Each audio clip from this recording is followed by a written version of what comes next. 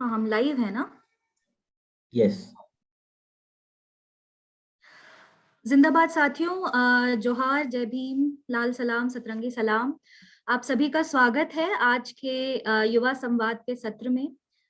मेरा नाम शिवा है और मैं आज का जो सत्र है उसको मॉडरेट करने की कोशिश करूंगी।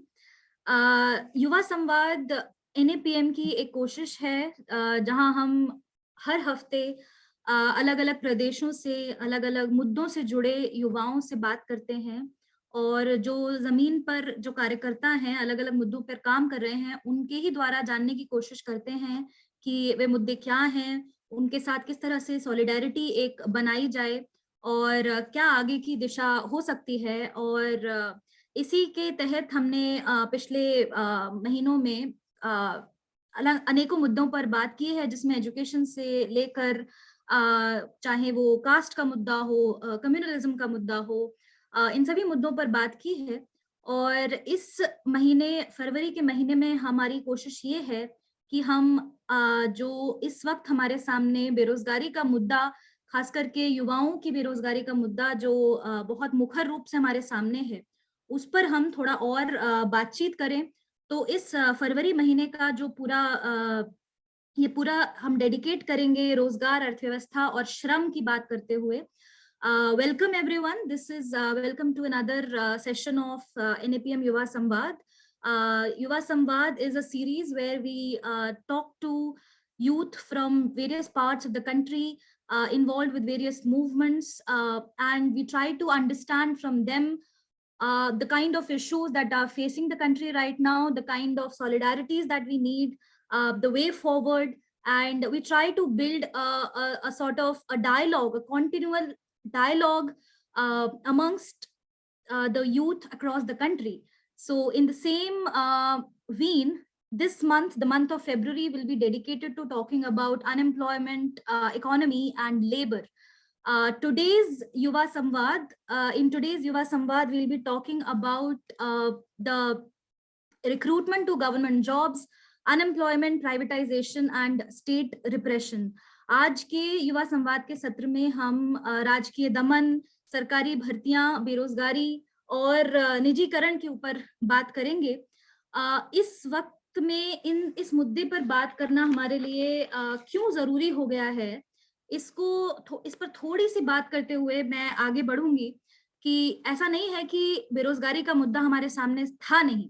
मिड 2000 से ही ये मुद्दा एक बहुत विकराल रूप में हमारे सामने था, मगर पिछले कुछ सालों में हमने ऐसा देखा है कि ना सिर्फ ये मुद्दा और बड़ा होता जा रहा है, बल्कि इसने सभी सेक्टर्स को, सभी राज्यों को अपनी चपेट में ले लिया है। और इस तरह से चपेट में लिया है कि कोई भी ऐसा युवा इस वक्त देश के अंदर नहीं है जो किसी ना किसी संघर्ष में उतरने को मजबूर ना हो गया हो। तो जिस तरह का हमने अगर हम रिसेंट मुद्दे की बात करें, हमने देखा बिहार में जो आरआरबी, एनटीपीसी भर्तियों में जो धांधली का मुद्दा रहा, रेलवे रिक्रूटमेंट बोर्ड में, उसको लेकर तमाम युवा सड़कों पे उतरे, चाहे वो पटना में हो, गया में हो, भोजपुर, सीतामढ़ी, और उस एक बड़ा एजिटेशन हमने युवाओं का देखा। और इसके साथ ही हमने ये भी देखा कि उस एजिटेशन को एड्रेस एक तरह से करने के बावजूद किस तरह से सरकार ने अपना दमन का एक तरीका अपनाया। और हमने देखा कि पुलिस किस तरह से छात्रों के पीजीज में, हॉस्टल्स में घुस के उन्हें प्रताड़ित कर रही है और तमाम छात्रों पे, तमाम शिक्षकों पे, कोचिंग इंस्टीट्यूट के चाहे वो शिक्षक हो, उनको बुक किया गया है बिहार में इस वक्त। और एक इस फिर से एक डायलॉग इस तरह का चला कि ये हिंसक था कि अहिंसक था और इसको किस तरह से आगे बढ़ना चाहिए था। और ये हिंसा और अहिंसा वाले एंगल को पेश करके कहीं ना कहीं जो मुद्दा बहुत बड़ा हमारे सामने ये है कि क्यों इतने छात्र इस वक्त सड़कों पे उतर रहे हैं, उनके क्या मुद्दे हैं, क्या मजबूरियां हैं, इस पर सब हमें फोकस करने की बहुत ज्यादा जरूरत है। We have a burning issue right now in front of the country, which is the unemployment of the youth of this country. And we saw this in Bihar's Bihar students agitation, Bihar UP, when the students agitated against the irregularities in the RRB NTPC exam. Instead of addressing their grievances in a fair and in a way to reconcile that manner, the state actually took a repressive route, and we saw various footages of police barging into students' hostels, their PGs, and using brute force on the students. And the main question of why are so many students forced to come out on the streets right now sort of every time goes into the backside whenever such issue comes up. Usko some other narratives are built up, and the issues are sort of sidelined.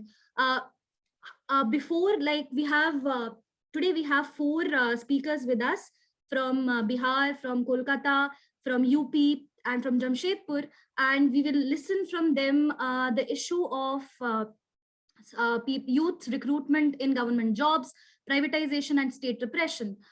Before moving on to the speakers, I'll just state a few facts in front of us to alert you to the stark to the sheer sort of urgency of talking about this issue. इससे पहले कि हमारे पास आज चार वक्ता हैं जमशेदपुर से, कोलकाता से, बिहार से और उत्तर प्रदेश से, और वे अलग अलग क्षेत्रों में जो सरकारी भर्तियां हैं उनको लेकर क्या मुद्दे हैं उन पर हमसे डिटेल में बात करेंगे।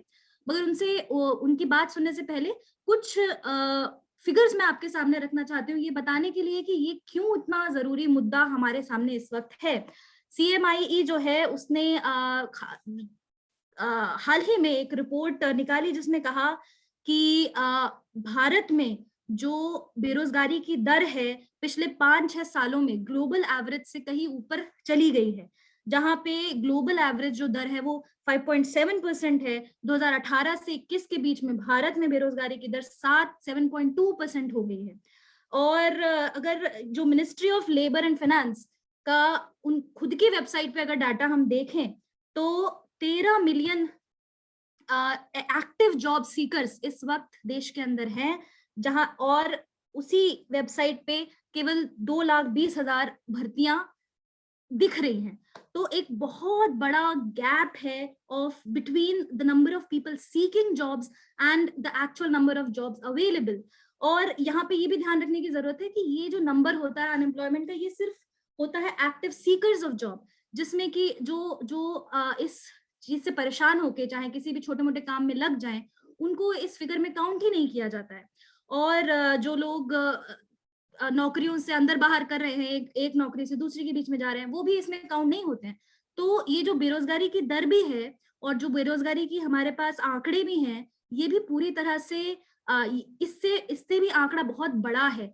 और जो साथ ही जो हमारे पास उपलब्ध नौकरियों के आंकड़े हैं, वो दरअसल आंकड़ा उससे भी और कम है, क्योंकि या तो वो भर्तियां सालों साल के लिए अटकी रह जाती हैं, भर्तियां होती हैं तो उसमें RRB जैसी धांधलियां निकलती हैं, और इस तरह से जो ये कांस्टेंट एक टेंशन है इन दोनों चीजों के बीच में, ये लगातार बढ़ती ही जा रही है। और दूसरी तरफ हम देखते हैं कि हमारे सामने अगर हम इसको निजीकरण के मुद्दे से और एक नियो लिबरल एनवायरनमेंट से जोड़ के देखें, तो हमारे सामने एक ऐसा होक्स खड़ा किया गया है कि आप खुद को एम्पावर कीजिए, आप एंटरप्रेन्योर बनिए। जो हमारे प्रधानमंत्री साहब ने पकौड़ानॉमिक्स की बात करते हैं, वो कि आप पकौड़े तल लेंगे तो वो भी एक रोजगार ही है। तो कहीं ना कहीं रोजगार की जो डेफिनेशन है उसके ही साथ एक खिलवाड़ दिखाई देता है कि आप अगर परेशान होके किसी भी तरह का काम करने लग जाते हैं, आपकी शैक्षिक जो निपुणता है, चाहे उससे कम का भी आप काम कर लें या कुछ भी कर लें, तो वो भी एम्प्लॉयमेंट है। और जो सरकार का इसमें रोल होना चाहिए था, जो सरकार को एक्टिव तरीके से अनएम्प्लॉयमेंट क्राइसिस को सॉल्व करना चाहिए था, उसको ये कह के साइड कर दिया जाता है कि आप एक एंटरप्रेन्योरियल स्पिरिट लाइए, अपने आप को उठाइए और अपने लिए जॉब्स क्रिएट कीजिए। तो ये इसी के अंतर्गत ये भी बात है कि जो तमाम गवर्नमेंट जो कंपनीज हैं उनको प्राइवेटाइज किया जा रहा है, तो उनमें और यहाँ तक और ये भी है कि जो पुराने कर्मचारी हैं उनको भी निकाल के कॉन्ट्रैक्चुअल जॉब्स लाई जा रही है। तो जो जॉब्स का भी क्वालिटी क्या है उस पर भी ध्यान देने की जरूरत है कि जो हमारे सामने इस वक्त हमें जॉब्स का जो सपना दिखाया भी जाता है, जैसे कि अभी बजट स्पीच में बोला गया कि अगले कुछ सालों में पता नहीं 6 बिलियन जॉब्स क्रिएट करेंगे या ऐसा कुछ बोला गया। तो वो जॉब्स कैसी जॉब्स होंगी, कहाँ होगा, उसको लेके कोई रोड मैप सामने दिखाई नहीं देता है। तो अपनी बात को यहीं पे खत्म करते हुए मैं सबसे पहले ऋषभ रंजन से बात करना चाहूंगी। मैं आपको एक छोटा सा उनका इंट्रोडक्शन दे दूं। ऋषभ रंजन सुप्रीम कोर्ट में वकालत कर रहे हैं। उन्होंने नोएडा से कानून में स्नातक की पढ़ाई की है और वर्तमान में साई विश्वविद्यालय चेन्नई में प्रौद्योगिकी कानून और सार्वजनिक नीति के लिए दक्ष फेलोशिप पर है। 2015-16 में किसान आंदोलन, नर्मदा बचाओ आंदोलन सहित तमाम जन आंदोलनों में उनकी लंबी भागीदारी रही है। 2018 में ऋषभ ने अन्य साथियों के साथ युवा हल्ला बोल के मंच का गठन किया। यह छात्रों के एसएससी सीजीएल आंदोलन से उत्पन्न हुआ था और युवाओं के लिए शिक्षा और रोजगार के मुद्दों पर काम कर रहा है। ऋषभ बिहार के उन छात्रों की भी वकालत कर रहे हैं जो राज्य के दमन का सामना कर रहे हैं। तो मैं आग्रह करूंगी ऋषभ से कि वो इस मुद्दे पर और प्रकाश डालें और बिहार में भी इस वक्त क्या स्थिति है, और आप जैसा आपने बताया आप छात्रों की बेल के लिए भी काम कर रहे हैं, तो उसकी भी क्या स्थिति है, इस पर थोड़ा सा हमें और बताएं। Over to you Rishabh. धन्यवाद शिवा। आपने इस पूरे मसले को, रोजगार के पूरे संकट को बहुत अच्छे से समझाया और मुझे नहीं लगता है कि उसके बाद इस पूरे संकट का संक्षिप्त वर्णन किसी और शब्दों में किया जा सकता है। लेकिन ये जो संकट है ये आज क्यों दिख रहा है? कई लोग पूछते हैं कि ऐसा क्या हुआ कि अचानक से सड़कें रोक दी गई, जाम कर दी गई, ऐसा क्या हुआ कि रेलवे लाइन रोक दिए, ऐसा क्या हुआ कि ट्रेन जल गई। और ये लोगों को लगता है कि ये किसी भर्ती का मुद्दा है, किसी छोटे रिक्रूटमेंट का बात है। और मैं ये बात बहुत गंभीरता के साथ कह रहा हूँ। कई हमारे साथी जो जन आंदोलनों में, उन्हें भी ये बात शुरुआत में समझ नहीं आती थी कि ये कोई आंदोलन भी हो सकता है या रोजगार का किसी भर्ती का मुद्दा भी कोई आंदोलन होता है। लोग इसे जोड़ के अब देखने लगे हैं, रोजगार से, अर्थशास्त्र, भारत के पूरे संकट से उसे जोड़कर देखने लगे हैं। और मुझे लगता है कि ये गुस्सा पनप रहा था, आज से नहीं, काफी सालों से गुस्सा पनप रहा था। और ये पहली दफा नहीं है कि इतना बड़ा आंदोलन हुआ है। कई मुद्दे पे मैं आपको बताता हूँ। एसएससी का जो एग्जाम था 2018 में, तो ऐसे कई तरह के मुद्दे हैं। रोजगार के, बेरोजगारी के मुद्दे में, खासकर सरकारी नौकरियों में जब आप देखते हैं तो एक मुद्दा नहीं है, सिर्फ रिक्रूटमेंट पूरा करना एक मुद्दा नहीं होता है। कहीं सिस्टमिक इरेगुलरिटीज हैं, कहीं पेपर लीक का मुद्दा है, कहीं पेंडिंग रिक्रूटमेंट्स का मुद्दा है, कहीं नॉर्मलाइजेशन का इशू का मुद्दा है। तो ये जो आपको इंटरप्ट करने के लिए माफी चाहूंगी, थोड़ा सा अगर आप तेज बोल सकें तो, क्योंकि बैकग्राउंड थोड़ा सा नॉइस आ रहा है, थोड़ा सा तेज। अब आवाज आ रहा है क्या? अब मैं जी क्लियर जी हूँ? जी जी। तो इसमें तरह तरह के मुद्दे हैं। हमारे साथ शिवानी है, वो बताएंगे कि कैसे शिक्षक भर्ती को लेकर के मुद्दा है। मैं बस एक चीज पर आपका ध्यान आकर्षित करना चाहता हूँ। वो जो आपने कहा कि नौकरियां भी कम हैं, और वो 2-2.5 लाख 3 लाख का जो भी आंकड़ा था, खासकर अभी अगर देखें तो केंद्र सरकार चाहे तो नोटिफाइड वेकेंट जॉब्स जो हैं, जिसमें सरकार को कुछ नहीं करना है, उसे बस रिक्रूटमेंट पूरा करना है, तो ऐसी नौकरी 22 से 24 लाख तक की हो। प्लस जब आप शिक्षकों की बात करते हैं, समाज में पुलिस की बात करेंगे, डॉक्टर्स की बात करेंगे, लैब टेक्नीशियंस की बात करेंगे, तो पॉपुलेशन रेशियो में जब भी आप देखेंगे कि हमें किन लोगों की जरूरत है, स्किल्ड लोगों की जो जरूरत है, अगर उन सबको गिन लिया जाए तो वो फिर करोड़ों में जाता है। वो मुझे लगता है कि 2 करोड़ से ज्यादा चल जाएगा या 1.5 करोड़ से ऊपर जाएगा वो आंकड़ा। तो ऐसा नहीं है कि जॉब नहीं है, लेकिन ये जानबूझ करके, और ये सिर्फ एक राज्य की बात नहीं है, ये सिर्फ भाजपा शासित राज्यों की बात नहीं, हर राज्यों में ऐसा होता है, हर स्टेट के पब्लिक सर्विस कमीशन में, कि कोई ना कोई रिक्रूटमेंट पेंडिंग है। आज जब हम उत्तर प्रदेश की बात कर रहे हैं तो उत्तर प्रदेश में यूपी ट्रिपल एससी जो सबसे बड़ा डिपार्टमेंट है जॉब देने वाला, उसमें 24 भर्तियां पेंडिंग है। उसको लेकर के लगातार आंदोलन होता है। हम इलाहाबाद में जब हमारी टीम युवा हल्ला बोल इलाहाबाद में महापंचायत कर रही थी, 24 फरवरी की बात है, उस दिन जब हम महापंचायत में अभ्यर्थी आंदोलित थे, हजारों की संख्या में उस महापंचायत को लोग अटेंड कर रहे थे, तभी शाम में योगी सरकार का ये फरमान आता है कि वीडियो की भर्ती को रद्द किया जाता है। और ये सरकार के लिए भी कमाने के, ये जो आरआरबी का प्रोटेस्ट में गुस्सा क्यों ना हो युवा, 2,42,00,000 युवाओं ने इसमें भागीदारी की थी, फॉर्म लिया था, और इससे 860 या 870 करोड़ रुपए सरकार कमाई। आप अंदाज लगाइए कि वो कितने करोड़ों में इंटरेस्ट कमाती होंगी। तो वो इतने खर्च होते हैं, युवाओं का भविष्य का बात है ये। वो साल दर साल आप इलाहाबाद में जाएंगे तो वहां पे युवा सुसाइड कर रहा है। हम जिस दिन गए थे 24 फरवरी को और मार्च के दरमियान में, वहां पता चला कि वहां ऑलरेडी 6 सुसाइड्स हुए। एनसीआरबी का डेटा है कि हर 2 घंटे में एक मौत हो रही है, एक सुसाइड हो रहा है बिकॉज ऑफ एम्प्लॉयमेंट। और ऐसे तमाम इश्यूज हैं। शिवानी आपसे बहुत सारी स्टोरी शेयर कर सकती हैं। वो बताएंगे कि शिक्षक भर्ती के आंदोलन में कितने लोग हताश थे, कितने लोग सुसाइडल मैसेज से। तो जब हम इस मूवमेंट में काम करते हैं तो हमें वैसे हेल्पलाइन पे मैसेजेस आते हैं कि हमारे पास अब कोई चारा नहीं, अब मैं सुसाइड कर लूंगा। इसीलिए स्थिति बहुत भयानक है। आपने बिल्कुल सही कहा, CMIE का जो आंकड़ा है वो पूरी स्थिति को बयान नहीं करता है। उसमें उसकी टेक्निकलिटी में अगर आप जाएंगे तो उसका मेथोडोलॉजी ऐसा है कि अगर सप्ताह में कोई आदमी किसी एक दिन भी काम कर लिया जाता है तो वो उस आंकड़े में नहीं पाया जाता। और इसीलिए लोग, सरकारी नौकरी एक एस्पिरेशन है। Sir, government jobs is an aspiration for you. They dream of that, they dream of a secure job, they dream of something to contribute. This is why we witness crores of youth for a particular recruitment such as railways. Railway सबसे बड़ा department है नौकरी देने का, और उसको बेचा जा रहा है। तो जो हम निजीकरण पे बात करेंगे मैं उस पर भी बात करूंगा, बट मेन बात ये है कि this is a grave crisis.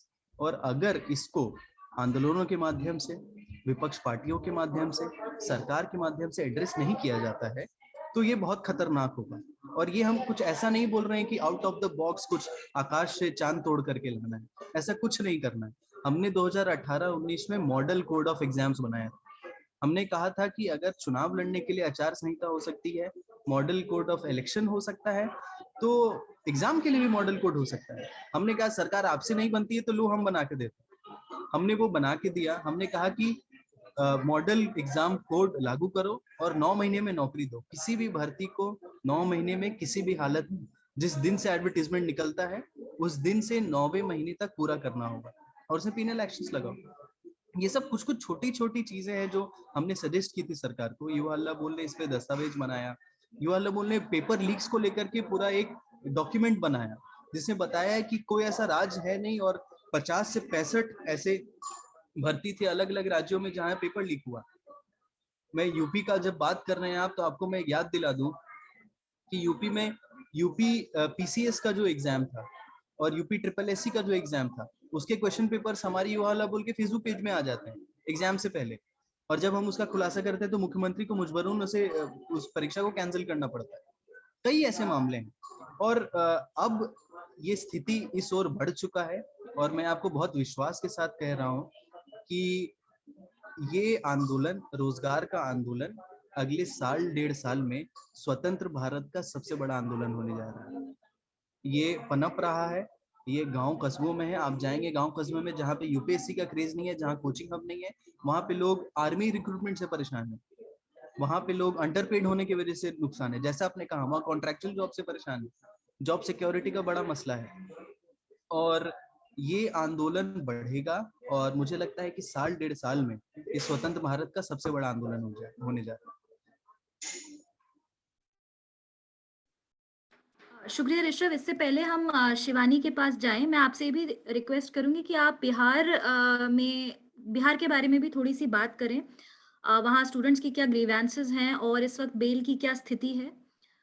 फिर हम जी शिवानी के पास जाते हैं। जी, तो 28 को हम बिहार आए थे शाम में, और ध्यान रहे उस दिन बिहार बंद था। सारी राजनीतिक पार्टियों ने बिहार बंद का ऐलान किया। ये 4 लड़के जो थे, इन्हें राजेंद्र नगर टर्मिनल के पास से उठा लिया गया था, और इनके परिवार से हम मिले।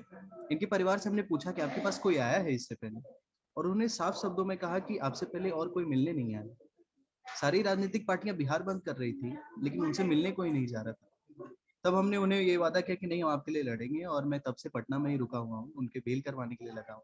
सरकार एक तरफ कहती है, जदयू के जो सांसद है ललन सिंह, वो एक तरफ कहते हैं कि हम मांग करते हैं कि ये केस वापस होनी चाहिए, और उनका सरकारी वकील जब कोर्ट में आता है तो बेल को अपोज करता है 2 बार, दोनों हियरिंग्स में। तो अभी जूनियर मजिस्ट्रेट के यहाँ उन्हें बेल नहीं मिली है।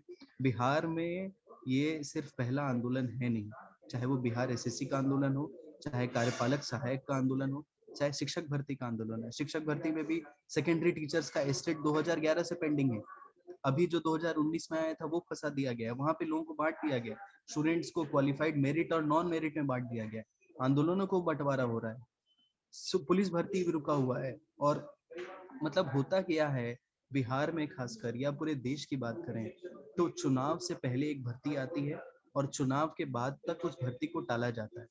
और होता ये है कि उस भर्ती में मुश्किल से कुछ हजार को वो नौकरी देंगे और उसके बाद फिर वो भर्ती अगले सत्र तक चली जाती है और फिर वो अगले चुनाव तक चलती है। तो चुनाव जैसे पंचवर्षीय योजना होती है, वैसे ही भर्तियों का भी पंचवर्षीय योजना किया जा रहा है।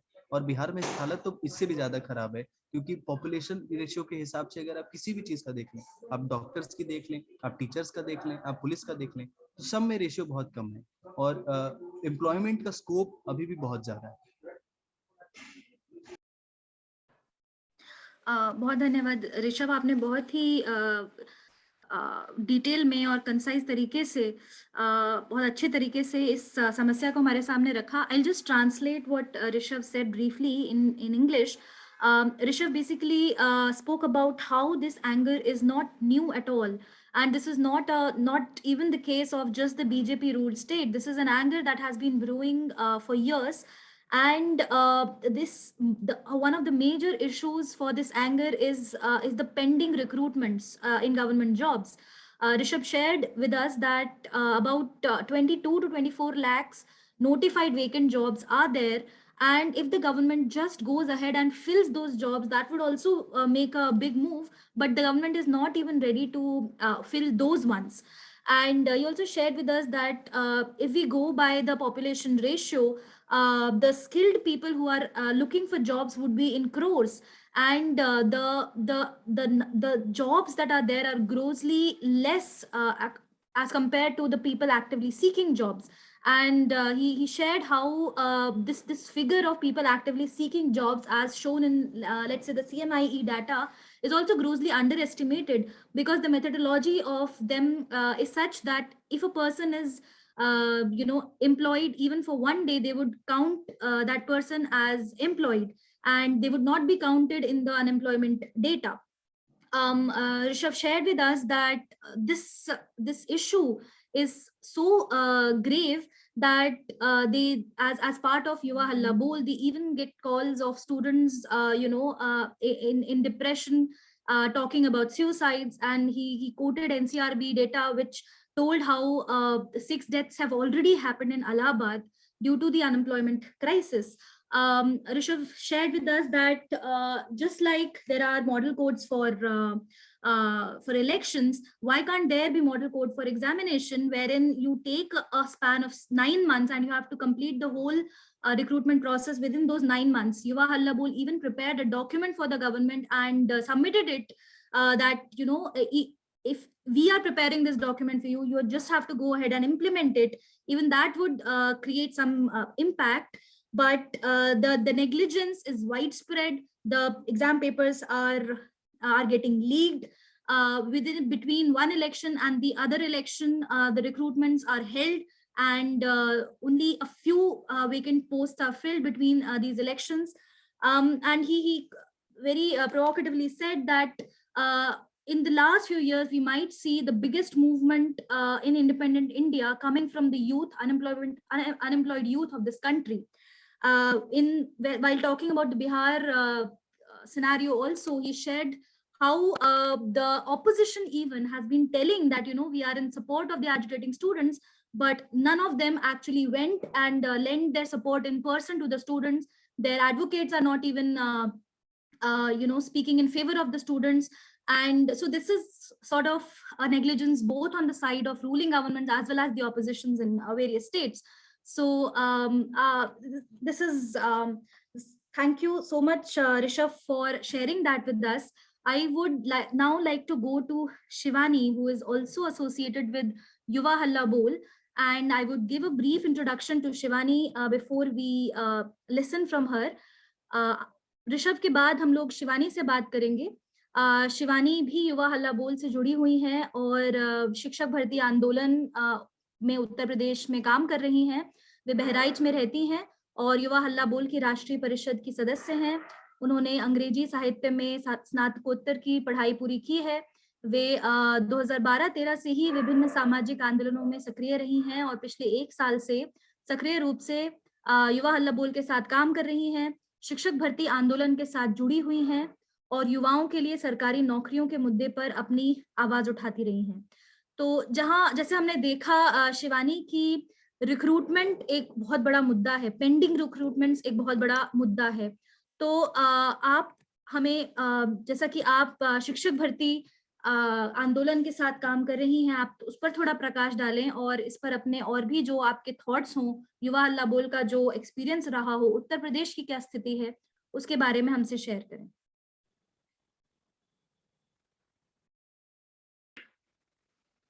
Thank you Shiva. सबसे पहले तो मैं कैन यू हियर मी? हाँ, सबसे पहले तो मैं ये बताना चाहती हूँ कि क्यों ये इतना बड़ा एक मुद्दा बना हुआ है। जब भी हम किसी मतलब जो भी लोग इस चीज से नहीं जुड़े हुए हैं या मतलब जो अभ्यर्थी जीवन से नहीं जुड़े, अगर उनके सामने ये सिचुएशन आती है तो वो सीधे सीधे कहते हैं इतना हल्ला किस बात का कर रहे हो, अरे मिल जाएगी, या गवर्नमेंट जॉब के पीछे ही क्यों पड़े हो, कुछ भी करो। मैं सबसे पहले तो ये बताना चाहती हूँ कि समस्या क्या है। एक बच्चा जो अभ्यर्थी होता है 20-25 साल जब तक वो अपनी पढ़ाई पूरी कर रहा है, 20 से 25 साल नॉर्मली उसको लग जाते हैं। नॉर्मली स्नातक के बाद वो आता है, अभ्यर्थी बनता है और प्रिपरेशन करता है। हमारा क्या सिस्टम है, कोई भी रिक्रूटमेंट हो, चाहे वो सेंट्रल की हो या राज्य सरकार की हो, 3 साल से 5 साल 7 साल से पहले वो पूरी नहीं हो रही है। तो एक बच्चा जो 25 साल का उसने अपनी तैयारी शुरू की है, फॉर्म भरा है, अगर वो 5 साल तक उसकी भर्ती लटकी ही रहती है और 30 ईयर है उसकी मैक्सिमम एज फॉर्म फिल करने की, अगर आप 5-5 साल सिर्फ एक ही भर्ती में लगा दे रहे हैं, तब वो तो सिस्टम से बाहर ही हो गया, अगर उसने क्लियर नहीं कर पाया जो फर्स्ट उसका अप्रोच था। इस तरह से अगर एक ही भर्ती में वो लटका रहेगा तो फिर वो नेक्स्ट के लिए कैसे प्रिपेयर करेगा। दूसरा बात ये है कि जो निजीकरण एक हद से ज्यादा हो रहा है।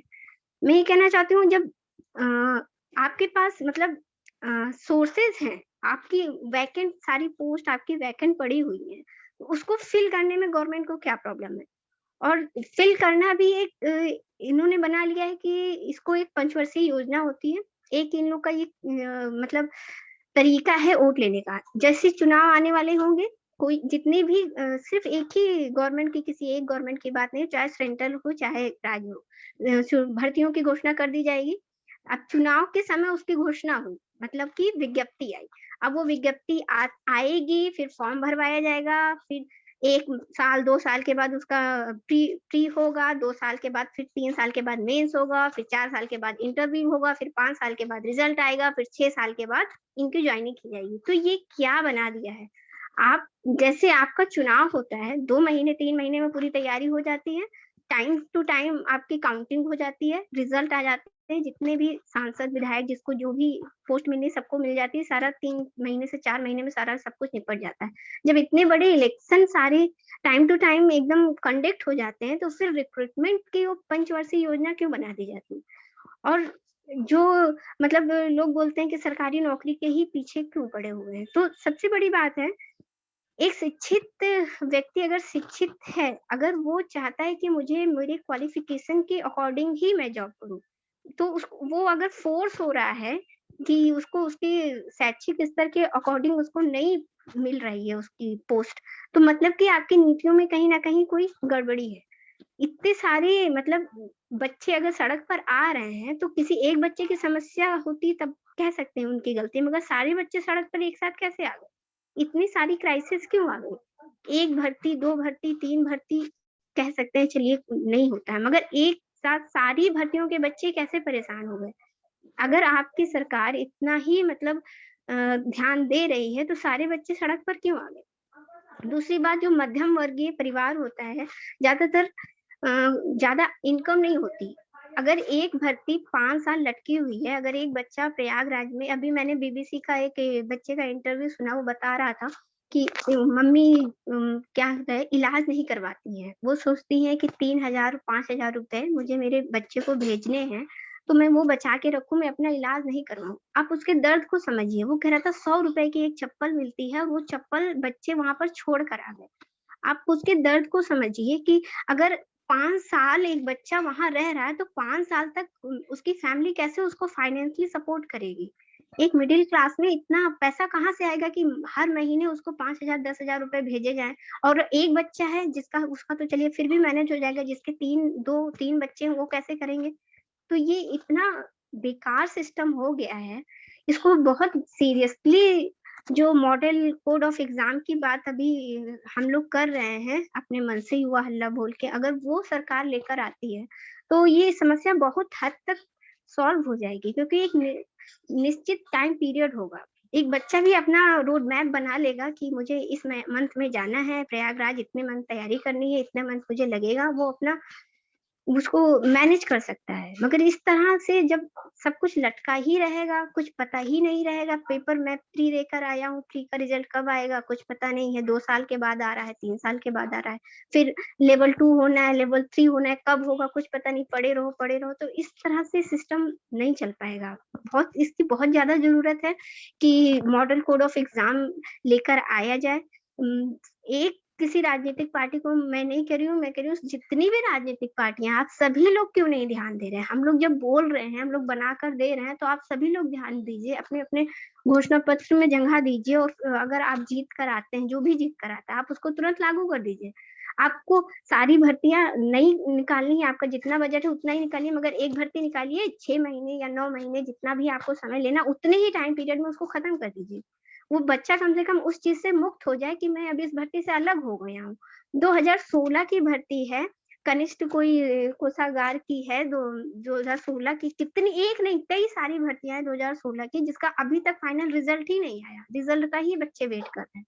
सोचिए 2022 आ गया, तो वो बच्चे किस स्थिति में होंगे, वो ना कहीं और जा सकते हैं, ना उससे हट सकते हैं। उनका मानसिक स्तर आप समझिए कितना वो डिप्रेशन में होंगे कि उनका मतलब पता ही नहीं है कुछ कि मेरा होगा क्या, होगा कि नहीं होगा।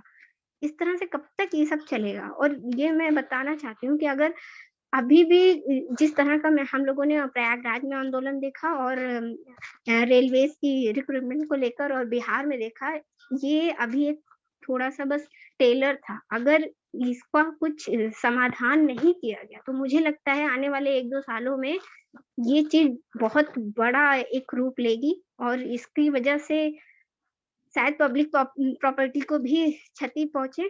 सरकार को समझना चाहिए कि ये जब इतना छोटा, मतलब एक रिक्रूटमेंट के बच्चे थे तब इतना ज्यादा मतलब क्षति हो गई, तो अगर सारे जितने भी बच्चे परेशान हैं, जितने भी छात्र परेशान हैं, वो एक साथ अगर ऐसा कुछ हो गया कि कुछ यूनियन बन गया, या ऐसा कुछ हुआ कि एक साथ ही सारा मतलब आंदोलित हो गए सभी बच्चे, तो आप कैसे संभालेंगे, किसको किसको जेल में डालेंगे। और सबसे बड़ी बात, ये जो दमन है, लाठी चार्ज कर देना, ये किसी भी तरह से जस्टिस नहीं है। आप हर चीज को लाठी चार्ज से दबा नहीं सकते। आप कितना लाठी चार्ज करेंगे, कितने बच्चों को जेल में डालेंगे, और कब तक डालेंगे।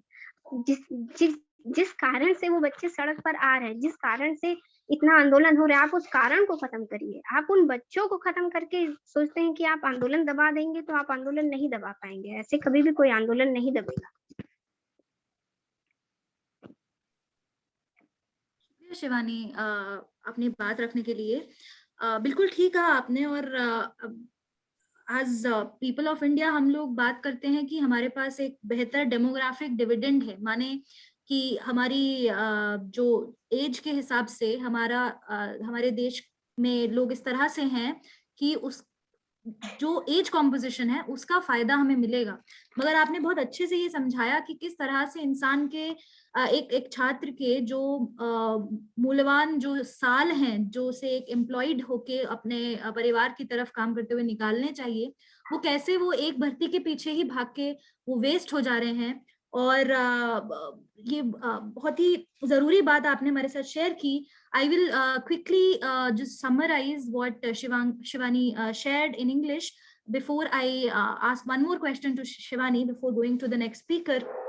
Shivani shared how in India, a graduate student, when they are in graduation, they are about between 20 to 25 years of age. And the recruitment process is such that it is currently taking approximately 3 to 5 years in just finishing one recruitment process. And a person who is applying for a particular job at 25 years of age, and if it is taking 5 years of time in one recruitment process, they will already be 30. And in India, for most government jobs, the cutoff age is 30, so they will be already out of the system for applying to another job. So this is in this way, if if one recruitment is stalled for such a long time, the students' prospect for looking for any other options are also destroyed. And Shivani told us how this has been made like a 5-year scheme where jobs are announced, advertised during elections, and between one election to other election, the recruitment process itself doesn't get over. So at the time of election, there is a rhetoric of, we will be creating these many jobs. Those advertisements are given, but it does not materialize into anything. Why so many students are on road right now? Why has the situation come to the point where no student can actually hold back from coming on the street and demanding employment is something that we need to see very, very closely. She also shared how a student's testimony of how they are not able to get their parents treated simply because they cannot get a job. And how long can the parents in India, we are a poor country, a student appearing for exams after exams, how long can the family also financially support them is something we have to see. She shares how lathi charge and violence is not the solution to this problem, and this is something that we have to see in the case of RRB, NTPC irregularities also. One of the issues that came there was that the students who were appearing at the undergraduate level were complaining that the students of the graduate level are also appearing for the same exams, and that is ruining our prospects to get the job. Now, the question here is not simply of who is appearing for the job. Why is this an issue? Why students of a higher qualification appearing for the same job is an issue? It is because the students with a higher qualification cannot get a job of their qualification. They are forced to apply for whatever job is there, and there is a huge pool of students applying for the same jobs. For the RRB post itself, 1.25 crore students had applied, and 60 lakh appeared for that for those posts, wherein the vacancies were only around 35,000.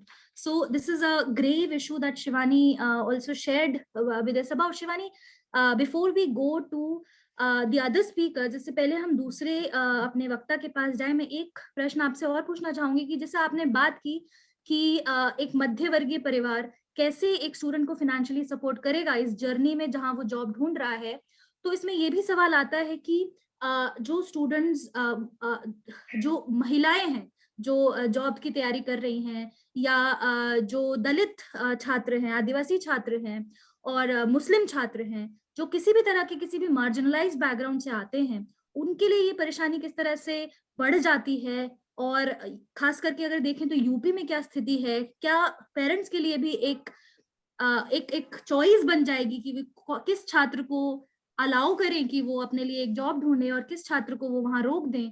तो मतलब इसको लेकर क्या स्थिति है, अगर इस पर आप थोड़ी बात कर सकें। जी जी बिल्कुल। सबसे पहले तो मैं बता दूं कि जो माइनॉरिटी का है मुद्दा, थोड़ा इस समय उसको हमने देखा है कई सारी रिक्रूटमेंट में आरक्षण के ऊपर भी थोड़ा सा प्रहार किया जा रहा है। जैसे कि हाँ, उत्तर प्रदेश में 69,000 शिक्षक भर्ती थी, उसमें करीब 19,000 सीटें जो ओबीसी छात्रों को दी जानी थी वो नहीं दी गई।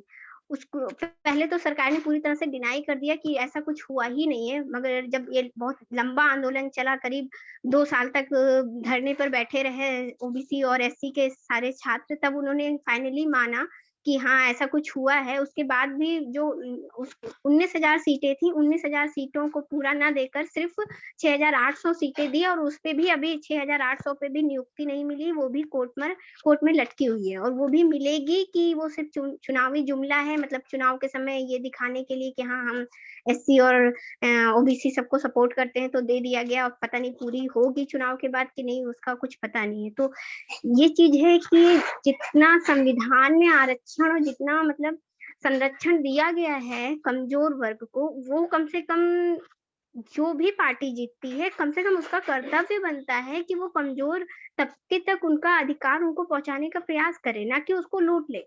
सबसे बड़ी प्रॉब्लम यही है कि अगर जो सत्ता में है अगर वो ही नहीं देना चाहता है जो संविधान में अधिकार दिए गए हैं, तो फिर और कौन देगा? और कोई नहीं दे पाएगा। अगर आप ही छीन लेंगे तो और कोई नहीं दे पाएगा। और दूसरी बात है, जो आपने पूछा कि किस तरह की प्रॉब्लम है एक महिला अभ्यर्थी है या एससी एसटी ओबीसी और जो आदिवासी हमारे हैं, तो इसमें तो प्रॉब्लम मैं तो कहती हूँ करीब 100 गुना बढ़ जाती है। क्योंकि जैसे मैं जितना जानती हूँ अपने मेरे जितने भी आसपास में दलित समाज रहता है या मुस्लिम जो भी मेरी मतलब हैं, उसमें से निकलना सबसे बड़ी प्रॉब्लम है। और उसमें इतनी जागरूकता लाना कि नहीं, शिक्षित होना एक अच्छी बात है। शिक्षा मतलब आप ग्रहण कीजिए और अपने बच्चों को दीजिए, ये उनके माइंडसेट में डालना बहुत बड़ी बात है। अगर एक आदिवासी एक एससी का परिवार है तो मुझे नहीं लगता कि वहाँ अभी इतनी जागरूकता है कि शिक्षा के प्रति कि अपने बच्चों को लाइए शिक्षित करें, मुझे नहीं लगता है। सबसे पहले तो उन्हें नौकरी तो छोड़ ही दीजिए, अभी पहले तो उन्हें शिक्षित करना है कि मतलब जितने भी उनके परिवार के सदस्य हैं, लिंग का भेदभाव सब मिटाकर उनको पहले शिक्षित करना है। और एक सबसे बड़ी प्रॉब्लम क्या है कि हमारे देश में जो शिक्षा का बजट है उसको बहुत ही मतलब निग्लेक्ट किया जाता है, जितना होना चाहिए उतना नहीं होता। कभी कभी तो मुझे ऐसा भी लगता है कि शायद हमारी जो जितनी भी पार्टीज है वो शिक्षा के ऊपर ध्यान इसलिए नहीं देती हैं कि अगर सभी लोग शिक्षित हो जाएंगे तो हमारे जैसे जो युवा अल्लाह बोल का मंच है, बहुत सारे मंच ऐसे बन जाएंगे, बहुत सारे ऐसे छात्र आगे आ जाएंगे, क्योंकि उनको पता चल जाएगा कि ये तो मेरा अधिकार है। और उनको सारी पॉलिसीज पता चल जाएंगी, जो भी हो रहा है वो सब पता चलने लगेगा, तो वो सब सड़क पर आ जाएंगे। तो मुझे कभी कभी ऐसा भी लगता है कि ये सारा गेम प्लान तो नहीं है कि शिक्षा पे इन्वेस्ट ही मत करो। जब शिक्षा पे हम इन्वेस्ट ही नहीं करेंगे तो बच्चे पढ़ेंगे ही नहीं, और पढ़ेंगे ही नहीं तो वो कभी बोलेंगे ही नहीं। उनको अनाज देते रहेंगे और मतलब फ्री की सुविधाएं 2-4 दे देंगे, उनको समझ में आएगा कि ये गवर्नमेंट बहुत अच्छी है। तो मुझे कभी-कभी ये भी लगता है कि शिक्षा पे क्यों नहीं इन्वेस्ट कर रही है गवर्नमेंट। उसका एक रीज़न ये भी हो सकता है कि अगर शिक्षित हो जाएँगे तो वो धर्म से ऊपर उठकर सोचने लगेंगे, वो लिंग से ऊपर होकर सोचने लगेंगे, वो जाति-पाति से ऊपर होकर सोचने लगेंगे। तो मुझे लगता है शिक्षा तो सबसे पहले इसलिए भी ज़रूरी है कि हम सबकी सोच बदल पाएँ। अभी हम अगर धार्मिक उन्माद ला दें, अगर किसी भी तरह से किसी भी एक स्पीच से धार्मिक उन्माद ला दें तो 10 दिन के अंदर मतलब वोट बैंक बदल जाएगा मुझे लगता है। अगर एक स्पीच ऐसी कोई धार्मिक कोई इमोशनल सी दे दे और अगर वो ज़्यादा शिक्षित समाज नहीं है, तो वो मुझे लगता है 10 दिन के अंदर वोट बैंक बदल जाता है पूरा का पूरा। तो सबसे ज़रूरी तो है कि हम शिक्षा दे पाएँ। ये जितने भी आपने बताया महिला एससी और ओबीसी और मतलब आदिवासी समाज में, इनको पहले मूल धारा में हम लोग ला पाएँ ये ज़्यादा ज़रूरी है। वो जॉब तक कब पहुँचेंगे उस वो तो अभी बहुत ही मतलब दिल्ली दूर है जैसा है मेरे मैं तो कहूँगी। और सबसे पहले ये इतना ही ज़रूरी है कि उनको मूल धारा में लाया जाए, उनको शिक्षित किया जाए। Shukriya, Shivani. Shivani told how reservations in government jobs are also an issue with the recruitment of OBC students being stalled for so many years. And she shared it all. It almost looks like a conspiracy that the government does not, the education budget itself is reducing year after year. The government is not spending on education itself. It almost looks like the government does not want people to be educated, because if they get educated there will be a lot more sangatans like the Yuva Halla Bol, where students would be out and demanding jobs. They would have to give employment, gainful employment to the youth, and they would not be able to spread the rhetoric of communalism, of caste, of gendered violence, and bank on it. This is briefly what Shivani shared in this bit of her speech. अब हम आगे बढ़ेंगे और हमारे तीसरे वक्ता अभिजीत को मैं आमंत्रित करना चाहूंगी। अभिजीत कोलकाता से हैं और वर्तमान में बांकुरा विश्वविद्यालय में कानून की पढ़ाई कर रहे हैं। वे अपने स्कूल के दिनों से ही छात्र राजनीति में सक्रिय रहे हैं। 2011-12 से वे छात्र संगठनों का हिस्सा रहे हैं और 2016 से आइसा ऑल इंडिया स्टूडेंट्स एसोसिएशन के सदस्य रहे हैं। वह वर्तमान में आइसा के कोलकाता जिला अध्यक्ष और राष्ट्रीय और राज्य परिषद सदस्य भी हैं।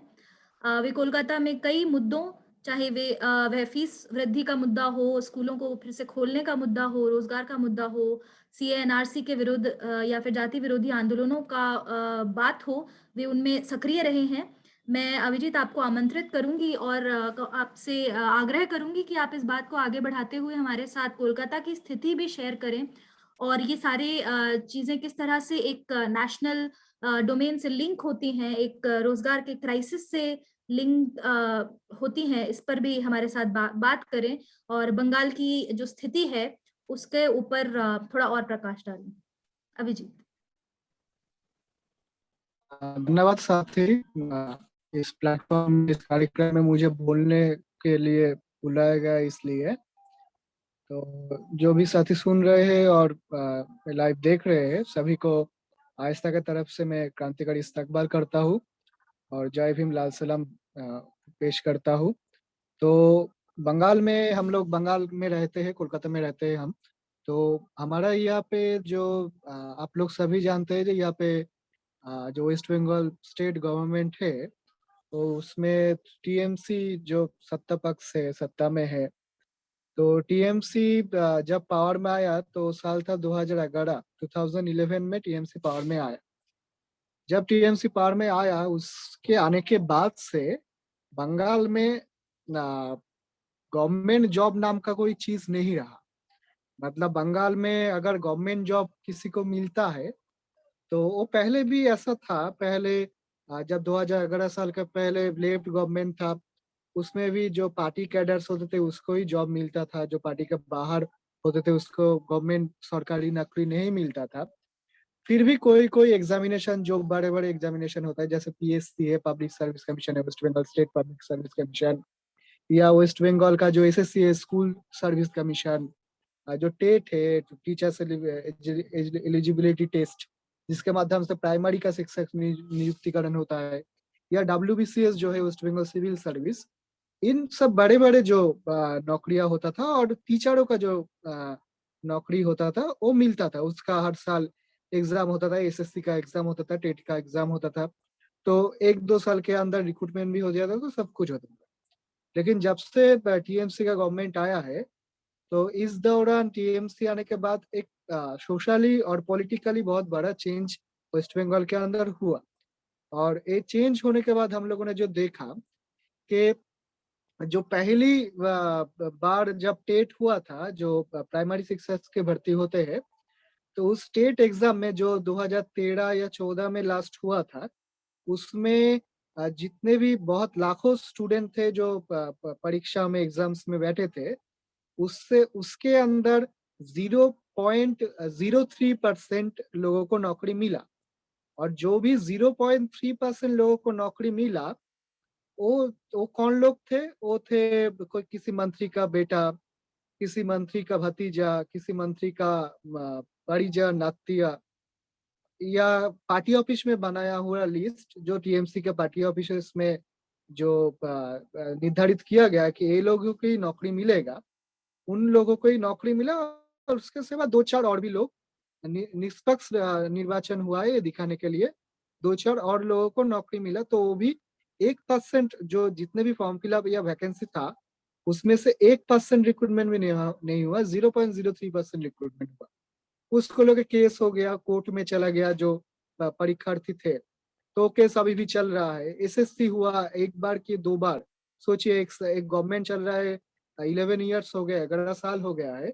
उसके अंदर एसएससी का जो स्कूल सर्विस कमीशन है, उसका 2 या 3 बार ही परीक्षा हुआ है। और जितने बार ही परीक्षा होता है, परीक्षा लेने के बाद परीक्षा में घोटाला करते हैं टीएमसी के लोग, टीएमसी का गवर्नमेंट।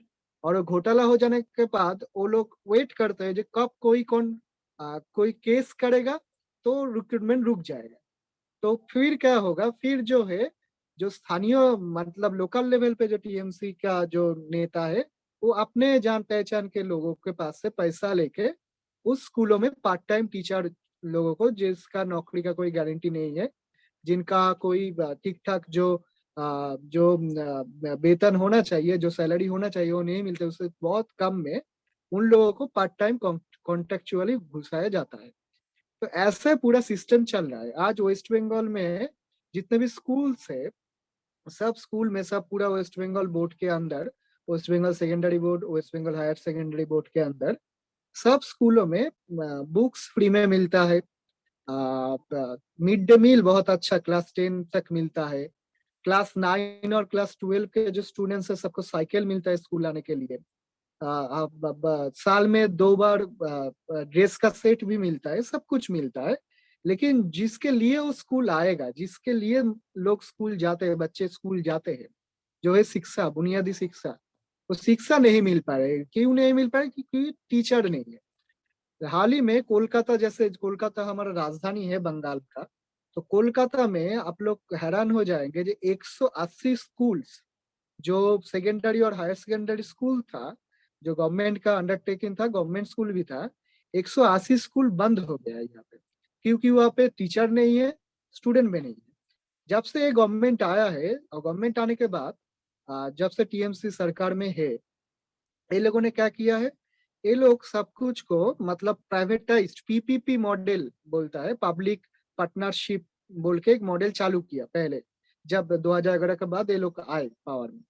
तो पीपीपी करके क्या किया, जितने भी स्कूल कॉलेजेस था और हॉस्पिटल्स थे, उस हॉस्पिटलों में ये लोगों ने लेबोरेटरी बनाया, इंफ्रास्ट्रक्चर खड़ा किया, और वो पब्लिक प्राइवेट पार्टनरशिप के अंदर डाल दिए। तो अगर मतलब जो स्कूल बंद भी हो रहा है वो पूरा नहीं बंद हो रहा है, उसको पहले उसका हालात बदतर कर दिया जा रहा है, टीचर नियुक्ति नहीं हो रहा है, टीचर नहीं है, स्टूडेंट नहीं है, बदहाली हो जा रहा है। फिर उसको पीपी के माध्यम से प्राइवेट स्कूल में तबादला कर दिया जा रहा है। तो ये तो गया आप लोगों का स्कूल का मामला जो है। यहाँ पे स्कूल कॉलेजेस में भी एक है। लास्ट कुछ दिन पहले मतलब मैंने देखा कि 3-4 साल बाद आपका सेट, जो जिसमें प्रोफेसर्स का रिक्रूटमेंट होता है, एसीटी बोलता है, तो सेट का एग्जाम कुछ दिन पहले हुआ, मतलब रेगुलर नहीं होता है। तो कुछ दिन पहले यहाँ पे जो पीएससी है, public service commission west Bengal का जो दफ्तर है कोलकाता में, उसके बाहर जो जनरल स्टूडेंट्स है, जैसे आप लोगों ने देखा जब बिहार में, उत्तर प्रदेश में बहुत स्टूडेंट्स जो नौकरी के लिए आवेदन किए थे या उसको लेकर पढ़ाई करते हैं, तो वो लोगों ने जैसे उतरा, सड़कों पे उतरा, मूवमेंट किया, ऐसे ही पीएससी को घेर लिया गया। और पीएससी को घेर के यहाँ पे स्टूडेंट, उसमें हम हमारे साथी भी थे, आयशा के साथी थे, हमारा जो इनकलाबी नौजवान सभा है, आरवाई, हमारा युवा एसोसिएशन है, तो युवक संगठन के लोग भी थे। सब ने मिल के पीएससी को घेरा। घेरने के बाद पूरा चक्का जाम हो गया, रास्ता बंद हो गया, बहुत जोर शोर से नाराबाजी हुआ। सब कुछ होने के बाद 8 घंटा तक वो गोलबंदी चला, मतलब घेर के रखा। और पीएससी के चेयरमैन को बोला गया कि आप वो बहुत बिल्डिंग जो है पीएससी का, वो बहुत बड़ा बिल्डिंग है, 10-12 मंजिल है उसका। तो ऊपर चेयरपर्सन जो है वो बैठे रहते हैं। तो उनको बोला गया कि आप आइए, आके हम लोगों से बात कीजिए। तो वो ऐसे ही, गवर्नमेंट का क्या है मालूम नहीं है, तो पद पे बैठे हुए हैं, इसलिए वो जरूरी नहीं समझे जो बाहर 500-600 स्टूडेंट्स आके गोलबंदी कर रहा है, जुलूस मतलब घेराव कर रहा है, तो हम जाके उनसे बात करें, ये उन्होंने जरूरी नहीं समझा और बात भी नहीं किया। फिर स्टूडेंट्स ने बोला 8 घंटे हम लोग यहाँ पे जो है प्रदर्शन करके जा रहे हैं, और 8 फरवरी हम फिर से आएंगे और इससे भी बड़ा मूवमेंट होगा। तो ये जब स्टूडेंट ने चेतावनी देके 8 घंटा वहां पे प्रदर्शन करके चला आया, सारा दिन प्रदर्शन करके चला आया, ठीक उसके जो है नेक्स्ट डे, उसके बाद ही जो दिन आया, उस दिन नेताजी इंडोर स्टेडियम कोलकाता में, वहाँ पे गवर्नमेंट का, चीफ मिनिस्टर का, आपका गवर्नमेंट का रिव्यू मीटिंग था।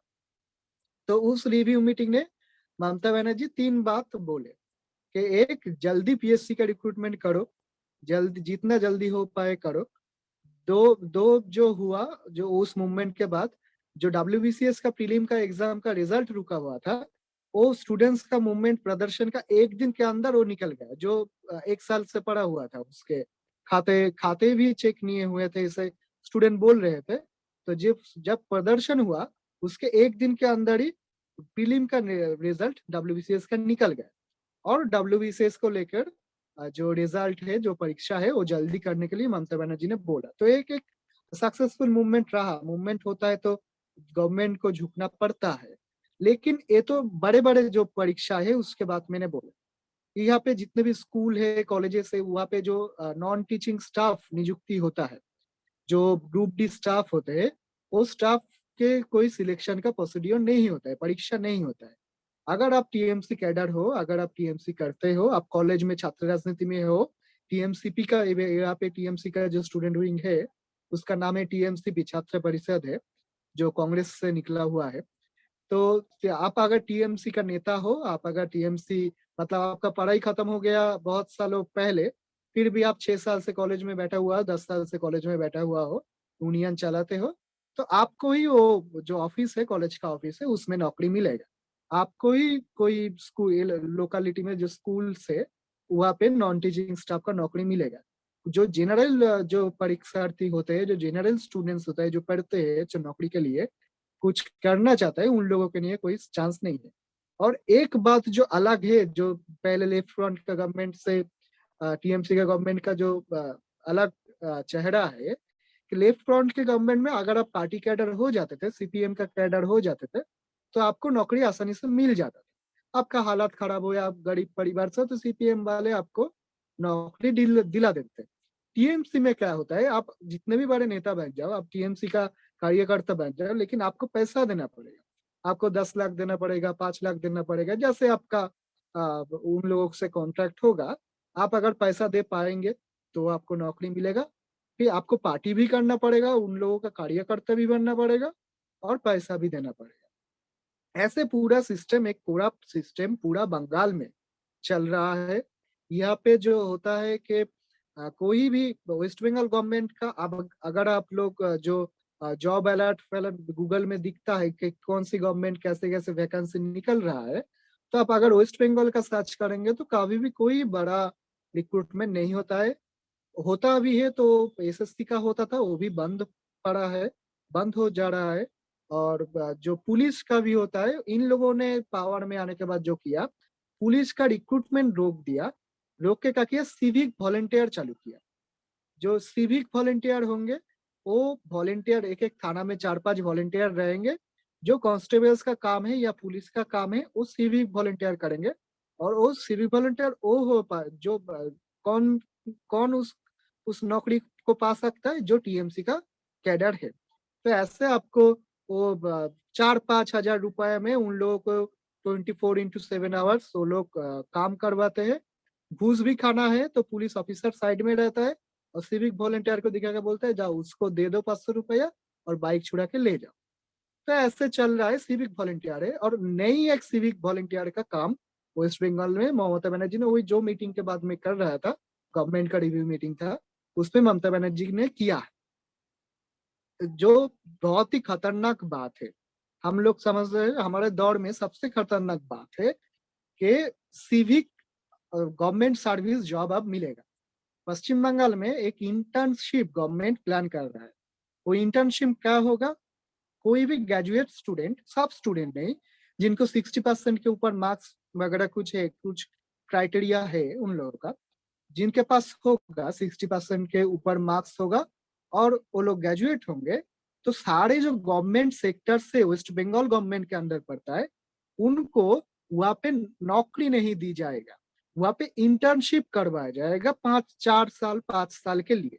मतलब समझिए, आप अगर स्कूल सर्विस कमीशन में नौकरी करना चाहते हैं, स्कूल टीचर बनना चाहते हैं, या फूड डिपार्टमेंट में काम करना चाहते हैं, या आपका जो हेल्थ डिपार्टमेंट है, गवर्नमेंट का जितने भी डिपार्टमेंट है उनमें काम करना चाहते हैं, तो आपको वो इंटर्नशिप में घुसना पड़ेगा। और जहाँ पे आपका कोई जॉब गारंटी नहीं होगा, आपको महीने में 4-5 हजार, गवर्नमेंट ने बोला है 5,000 रुपया करके देगा, और आपको देखे गवर्नमेंट का ऑफिस का जो काम है सब काम करवा लिया जाएगा। फिर 5 साल बाद आपको निकाल दिया जाएगा, दूसरा कोई को उसमें एंटर करवाया जाएगा। मतलब सरकारी नौकरी जो वेस्ट बंगाल गवर्नमेंट का मिलना वाला था या मिलता था, वो सब बंद हो गया जाएगा। सब बंद करके ममता बनर्जी उसको इंटर्नशिप कर देगी। तो इंटर्नशिप करो, 5 साल नौकरी करो, 5,000 रुपया दो, जो मिनिमम पे स्केल से भी बहुत कम है।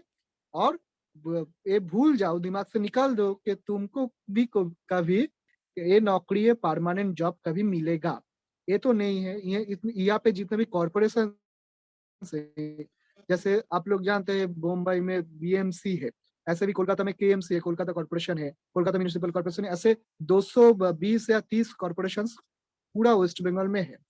इन कॉर्पोरेशन में जो सफाई कर्मचारी होते हैं, जो रास्ताओं को साफ सुथरा रखते हैं, रास्ते में काम करते हैं, कॉर्पोरेशन का सब काम करते हैं, कोई भी जगह पे उन लोगों का, आप कोलकाता कॉर्पोरेशन हो या बांकुड़ा का जो बिष्णुपुर म्यूनिसिपल कॉर्पोरेशन हो या सिलीगुड़ी म्यूनिसिपल कॉर्पोरेशन हो, जहां भी हो, ये जो कॉर्पोरेशन से ये बहुत अच्छा जॉब दे सकते हैं जो यूथ है उन लोगों को, लेकिन ये लोग नहीं देते। सब कुछ कॉन्ट्रेक्चुअल है, किसी भी जगह पे परमानेंट जॉब नहीं।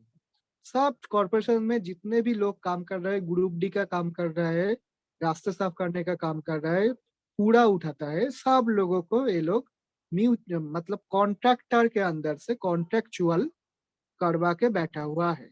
और इन सब बड़े बड़े कॉन्ट्रैक्ट का कनेक्शन है ममता बनर्जी का जो फैमिली है, जो कालीघाट में रहता है,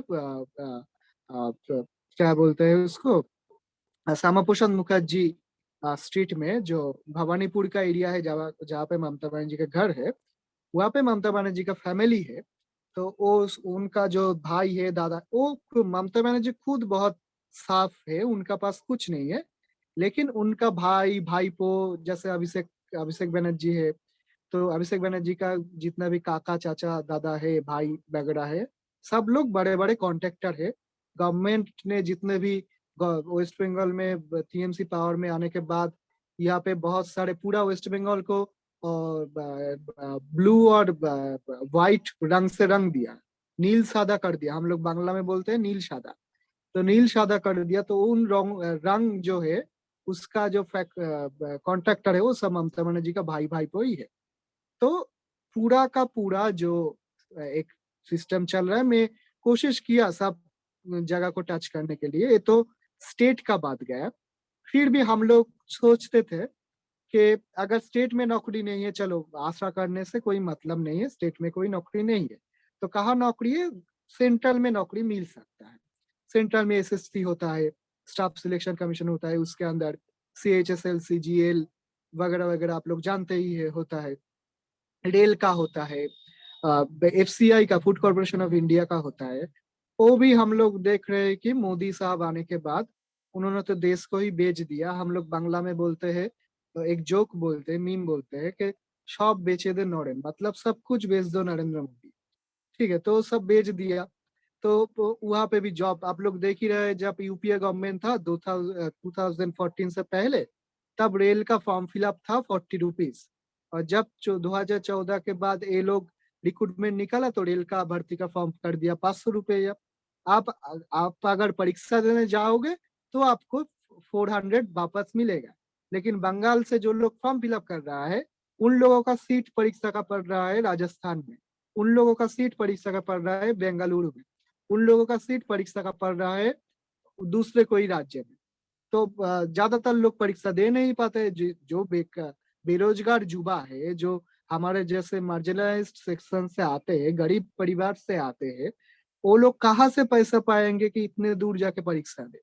तो उन लोगों का 500 रुपया भी गया। तो ऐसे रेल हो या कोई भी इंडस्ट्री हो, यहाँ पे तो इंडस्ट्री के बाद मैंने नहीं बोला, एक एक सेक्टर है जो पश्चिम बंगाल में जो सेंट्रल गवर्नमेंट का जितना भी बड़े बड़े इंडस्ट्री था, बानपुर कुल्टी में सेल का कारखाना आया था, सब कुछ बंद हो चुका है। हिंदुस्तान मोटर्स बंद हो चुका है। और स्टेट गवर्नमेंट का भी जितना जूट मिल्स था, आपने देखा 2 दिन पहले मोदी साहब के गवर्नमेंट ने ठीक किया कि जो जूट है, जो पाट हम लोग बोलते हैं, तो पाट यूज करना बंद करके प्लास्टिक का यूज बढ़ाएंगे। ये कुछ दिन पहले मोदी गवर्नमेंट ने डिक्लेयर किया है। तो उसके बाद से ही पश्चिम बंगाल का जो भी बचा कुछ जूट मिल बचा हुआ है, वो श्रमिक रास्ते पे उतर आए और लोग प्रदर्शन कर रहे हैं, 2 दिन पहले भी प्रदर्शन किया है हुगली में। तो जितने भी मिल्स था, जितने भी कारखाना था, आप लोग जानते हैं जो ब्रिटिश कॉलोनी जब था, तो ब्रिटिश कॉलोनी के टाइम पे कोलकाता राजधानी हुआ करता था देश का। और जो गंगा नदी का दो तरफ है, एक तरफ हावड़ा हुगली है, एक तरफ उत्तर 24 परगना है। ये दो तरफ, दो पार में गंगा नदी का दो किनारा में बहुत बहुत लाइन देके बहुत बड़े बड़े कारखाना हुआ करता था। लेकिन वो तो कारखाना सब बंद हो गया। जब सीपीएम गवर्नमेंट में था तो 2011 से पहले 76,000, आप लोग सुन के हैरान हो जाएंगे, 76,000 कारखाने बंद हो गया है। और ममता बनर्जी आने के बाद जितने भी कारखाना था वो भी बचा कुचा जो था, जैसे आचार्य प्रफुल्ल चंद्र राय का बना हुआ बंगाल केमिकल्स था, जो एक बंगाल का एक प्राउड था कि पहले स्वदेशी जो फैक्ट्री लगा था, मतलब औषधियों का, मेडिसिन का। जो एक बड़े साइंटिस्ट थे आचार्य प्रफुल्ल चंद्र राय प्रेसिडेंसी, जो पहले हिंदू कॉलेज हुआ करता था, उनके प्रोफेसर और विज्ञानी थे, साइंटिस्ट थे, उन्होंने बनाया था ब्रिटिश लोगों के टाइम पे। तो वो बंगाल केमिकल्स बंद हो गए। और हिंदुस्तान मोटर्स भी ममता बनर्जी का अमल में ही गवर्नमेंट के रिजीम में भी बंद हो गया। और ऐसे के नहीं बिग इंडस्ट्री, तो आप लोग सभी जानते हैं कि हम लोग जो लोग सोशियोलॉजी समाज तत्व को लेकर चर्चा करते हैं कि बिग इंडस्ट्री कैपिटलिज्म अब नहीं कर रहा है, कहीं पर भी बिग इंडस्ट्री नहीं हो पा रहा है। तो इसलिए भी नौकरी बहुत कम हो गया है। और जितने भी बिग इंडस्ट्री था, बंगाल में भी था, खिदुरपुर में था, बानपुर कुल्टी आसनसोल में था, वो भी सब बंद हो गया है। और हमारा आसनसोल का जो सांसद था, एमपी था, बाबुल सुप्रियो, जो पहले बीजेपी में हुआ करता था, गाना गाते थे, तो वो तो अब टीएमसी में आ गया है। तो वो हेवी इंडस्ट्री का मिनिस्टर था सेंट्रल में जब वो बीजेपी में थे। हेवी इंडस्ट्री का जो मंत्री थे वो बाबुल सुप्रियो थे। और उनके रिजीम में ही, उनके मंत्री रहते हुए ही जो आसनसोल का जितने भी बिग इंडस्ट्री था वो सब बंद हो गए। तो ये तो बाबुल सुप्रियो का देन है। वो तो फिर अब टीएमसी में आ गया है। तो बहुत ही मतलब क्या बोले, तो वो एक बात है। साथी माफ हाँ, कीजिए आपको इंटरप्ट करने बोलिए। के लिए। ये बहुत ही अहम मुद्दा है जो निजीकरण और इंडस्ट्रीज का मुद्दा आप उठा रहे हैं। हम इसके पास दोबारा आएंगे क्योंकि इस पे हमें थोड़ा और फोकस करने की भी जरूरत है। दूसरे राउंड में हम इस पे लौट के आएंगे। मगर एक राउंड कंप्लीट करने के लिए मैं बहुत शार्प तरीके से आपने बहुत ही ग्राउंड रियलिटी हमारे सामने रखी बंगाल की।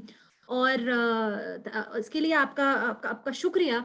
I'll just quickly summarize what Avijit shared with us. Avijit shared that after TMC government came in power in West Bengal in 2011, there is no practical thing as a government job has remained in the state, and there has been a sort of structural social political change in terms of how jobs are created and how people are recruited in the state.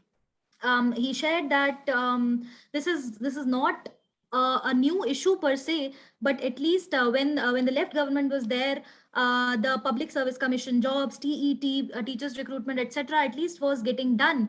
But after the TMC government has come to power, the recruitments are not even getting are still not done. He shared an example of, I think, TET exam, where TET exam की शायद आपने बात की थी, जहाँ पे only 0.03% of all the people who had appeared for the exam were sort of qualified. And these people were also the kith and kin of the party members, people affiliated with the TMC. So there has been a very structural onslaught on jobs, where with the nexus of the TMC members and the corruption that is rampant in sort of all the departments of government. He shared how even in terms of SSC exam, during the term of TMC, there have been 2-3 times when SSC exam has been conducted, and every time some sort of corruption happens, and it seems as if they wait for someone to file a case, so that during that time the local TMC leaders would simply recruit their kith and kin temporarily for those jobs. He also spoke about school education and shared how in the West Bengal board, while the books are free, there is midday meal, the uniforms are distributed, but the one primary thing which the schools are meant for, which is education, is simply not there. And that is not there because the teachers are not there. And about 180 schools closed down in West Bengal because there were not sufficient teachers. He linked it with the privatization that is also one of the focus areas of today's discussion, and shared how everything in West Bengal is all government, even the schools are being shifted to a PPP model, where first you completely deteriorate the condition of the schools, and once the condition is bad, you sort of slowly privatize them, you shift them to a PPP model, and ultimately convert them to private schools. He also shared how students' movement has borne some fruits in the state of Bengal, where because he shared the example of SAT teachers recruitment, where because of the students' agitation, in one day itself, the government had to sort of bog down to the demands, and some recruitments happened. And in the structural issue of how corruption in government is sort of leading to the unemployment crisis, he shared how with the recruitment for the non-teaching staff, since there is no selection process, it is usually the TMC cadre itself that gets the job. And he also shared an interesting fact as to that the cadre itself, they don't get jobs just because they are the cadre. They also have to additionally pay to get these government jobs. And apart from that, there have been no big recruitments in TMC. The big industries are being sort of slowly privatized, and all the jobs are slowly being converted into contractual jobs. There is a new system of internships in government jobs, where students with at least 60% of marks are recruited for about five years, where they do all the government, where they do all the work for practically no pay, where they get something around 5,000 or something. They do all the work, and at the end of it, they're not even guaranteed a job. So this nexus has been very very well put together, and Avijit shared about that with us. Thank you for that Abhijit. हम अगले साथी की तरफ अपने बढ़ेंगे. बंगाल से हम बिहार की तरफ बढ़ते हैं, और बिहार इस वक्त एक गढ़ बना हुआ है स्टूडेंट्स एजुटेशन का. और जो मुद्दे यहाँ से हमें कहीं ना कहीं ये भी बात दिखाई दे रही है कि ये सिर्फ और सिर्फ बीजेपी शासित राज्यों का मुद्दा नहीं है. दिस इज ये एक क्राइसिस है जो पूरे ही देश में फैला हुआ है.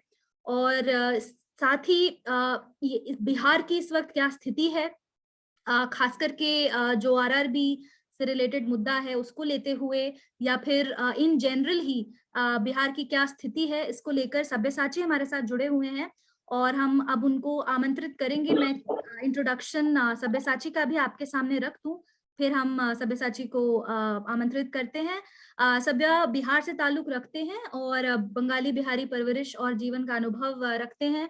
कई वर्षों तक कॉर्पोरेट क्षेत्र में काम करने के बाद उत्तरी बिहार के क्षेत्रों में श्रमिकों के मुद्दों के साथ उन्होंने काम करना शुरू किया. लगभग 3 वर्षों से वे जन जागरण शक्ति संगठन के सक्रिय सदस्य हैं और असंगठित क्षेत्र के श्रमिकों के मुद्दों को मुख्य रूप से उठाते रहे हैं. विशेष रूप से ऑटो कर्मचारी संघों के साथ वे जुड़े हुए हैं और NAPM के भी सक्रिय सदस्य हैं. सब्या, मैं आपकी तरफ अब जाऊंगी और आपसे आग्रह करूंगी कि आप बिहार की स्थिति के बारे में हमसे थोड़ी बात करें. शुक्रिया शिवा. सबसे पहले तो मैं सभी साथियों को जिंदाबाद कहना चाहता हूं, और NAPM का शुक्रिया जो मुझे आज अपनी बात रखने का ये मौका दिया जा रहा है. तो आज का जो विषय है वो एम्प्लॉयमेंट, इकोनॉमी और लेबर, जैसे कि रिक्रूटमेंट गवर्नमेंट जॉब में क्या है, अनएम्प्लॉयमेंट और प्राइवेटाइजेशन से क्या नुकसान हो रहा है, इस पे मैं अपनी बात रखना चाह रहा हूँ. तो अभी हाल में बिहार में एक बहुत बड़ा आंदोलन देख रहे हैं, छात्र का आंदोलन हुआ है, RRB NTPC. तो ये RRB NTPC क्या है, मैं उसका पहले बताना चाहूंगा. NTPC का जो जॉब था वो लड़कों ने जो भरा था, वो तो उसका एजुटेशन काफी दिनों से चल रहा था उनका. जब रिजल्ट आया तो रिजल्ट में धांधली की वजह से उसके छात्र आंदोलित पहले से ही थे, लेकिन उनकी संख्या काफी कम थी. इस बीच क्या हो गया, आरआरबी का जो नोटिफिकेशन आया था, तो पहले आरआरबी में एक ही एग्जाम होता था, पीटी मेंस दोनों एक ही होता था और रिक्रूट हो जाता था, वो ग्रुप डी का एग्जाम है। तो इस बार सरकार ने फॉर्म भरते वक्त जब फॉर्म का निकाला था नोटिफिकेशन, तो उसने कहा कि इसमें एक ही एग्जाम होगा। लड़कों ने फॉर्म फिलअप कर दिया और इस बीच में एक नोटिफिकेशन लेके आते हैं जिसमें वो पीटी मेंस दोनों होगा ये कह रहे हैं। तो इससे क्या हुआ कि छात्रों के बीच में एक असंतोष पैदा हुआ। इसके वजह से उन्होंने ये जो एनटीपीसी का मुद्दा चल रहा था उसके साथ आरआरबी का ही मुद्दा जुड़ गया जाके, जिसके बाद ये जो आंदोलन है ये बड़ा रूप लिया। और इसका हमने देखा कि इसका जो प्रतिक्रिया आप लोग देखा, काफी प्रोटेस्ट हुआ इसके मामले में, कुछ जगह पे हिंसाएं भी हुई, प्राइवेट पब्लिक प्रॉपर्टीज को नुकसान भी हुआ। तो इसके लिए जिम्मेदार हम लोग कुल मिलाकर देखेंगे मीडिया की तरफ अगर, तो सब कोई कह रहे हैं कि आंदोलन छात्र जो थे उन लोगों ने हिंसा की या फिर इस तरह की बातें देखने को मिल रही है। लेकिन वाकई में रीजन क्या है इसके पीछे? रीजन तो सरकार की जो एक तरह से कह सकते हैं कि अनिच्छा, क्योंकि अभी देश में जैसा कि हमेशा हर सरकार कोट कर रही है कि देश में सबसे बड़ी आबादी युवाओं की है, युवाओं का सबसे बड़ा भी, भारत को युवाओं का देश कहा जा रहा है, लेकिन उन युवाओं को सही जगह सही रास्ता मिलने में कितनी मुश्किल हो रही है, इसका एक छोटा सा नमूना बस आरआरबी और एनटीपीसी है। क्योंकि छात्रों के अंदर ये असंतोष आज से नहीं है, छात्रों के अंदर ये असंतोष बहुत लंबे समय से चली आ रही है, खास करके बिहार के क्षेत्र में। मैं आपको ध्यान दिलाना चाहूंगा, 2015 की बात है जब नीतीश जी सेकंड टर्म आए थे चुनाव लड़ने के, तो उन्होंने एक वैकेंसी निकाला था बिहार एसएससी बोल के, जिसमें ग्रेजुएट लेवल और इंटर लेवल दोनों था। आप इस पे आश्चर्य होगी आपको कि जो ग्रेजुएट लेवल का जो वैकेंसी है उसका ज्वाइनिंग होते होते 18-19 तक लग गया, और 2015 का जो वैकेंसी निकला था इंटर लेवल का, उसका आज तक ज्वाइनिंग नहीं हुआ है। 7 साल गुजर चुके हैं। तो जो छात्र वो भर रहे हैं, काफी बड़ी संख्या में छात्रों ने भरा था, वो तो उम्र भी क्रॉस कर चुका है, उनका एज लिमिट भी खत्म हो चुका है। इसी तरह हम देखेंगे बैंकिंग सेक्टर में जॉब का जो क्राइसिस आया, जैसे कि हम देखेंगे प्री 2014 एक बैंकिंग जो थे, जितने भी नेशनलाइज्ड बैंक थे, उन लोगों ने मिला के एक आईबीपीएस बोल के एक संस्था बनाई, जिसके तहत एसबीआई को छोड़ के बाकी टोटल 27 बैंक थे नेशनलाइज्ड बैंक, जो लोग एक साथ एग्जाम लेते थे, क्लर्क ग्रेड का और पीयू ग्रेड का। वो साल में 2 बार होता था, रैंक होता था, उसमें वैकेंसी ज्वाइन करते थे। इस वजह से बैंकिंग सेक्टर में काफी जॉब थी, तो जगह जगह कोचिंग संस्थान खुले, नए छात्र गए, उधर रुझान ऑटोमेटिक बढ़ा छात्रों का।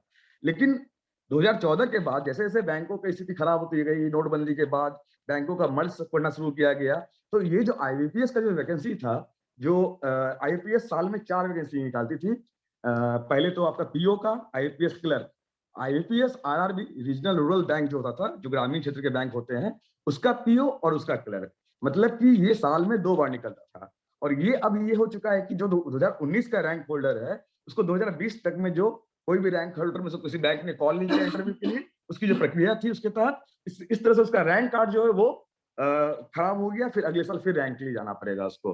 तो आईपीएस का भी बैंकिंग सेक्टर का जो ये आर्थिक जो नुकसान हुआ है बैंकिंग सेक्टर का नोटबंदी के बाद से खास करके, और ये प्रधानमंत्री जी की हमारी जो सरकार है उसकी गलत आर्थिक नीतियों का परिणाम है, जिसकी वजह से बैंकिंग सेक्टर पूरी तरह से ध्वस्त हो चुका है।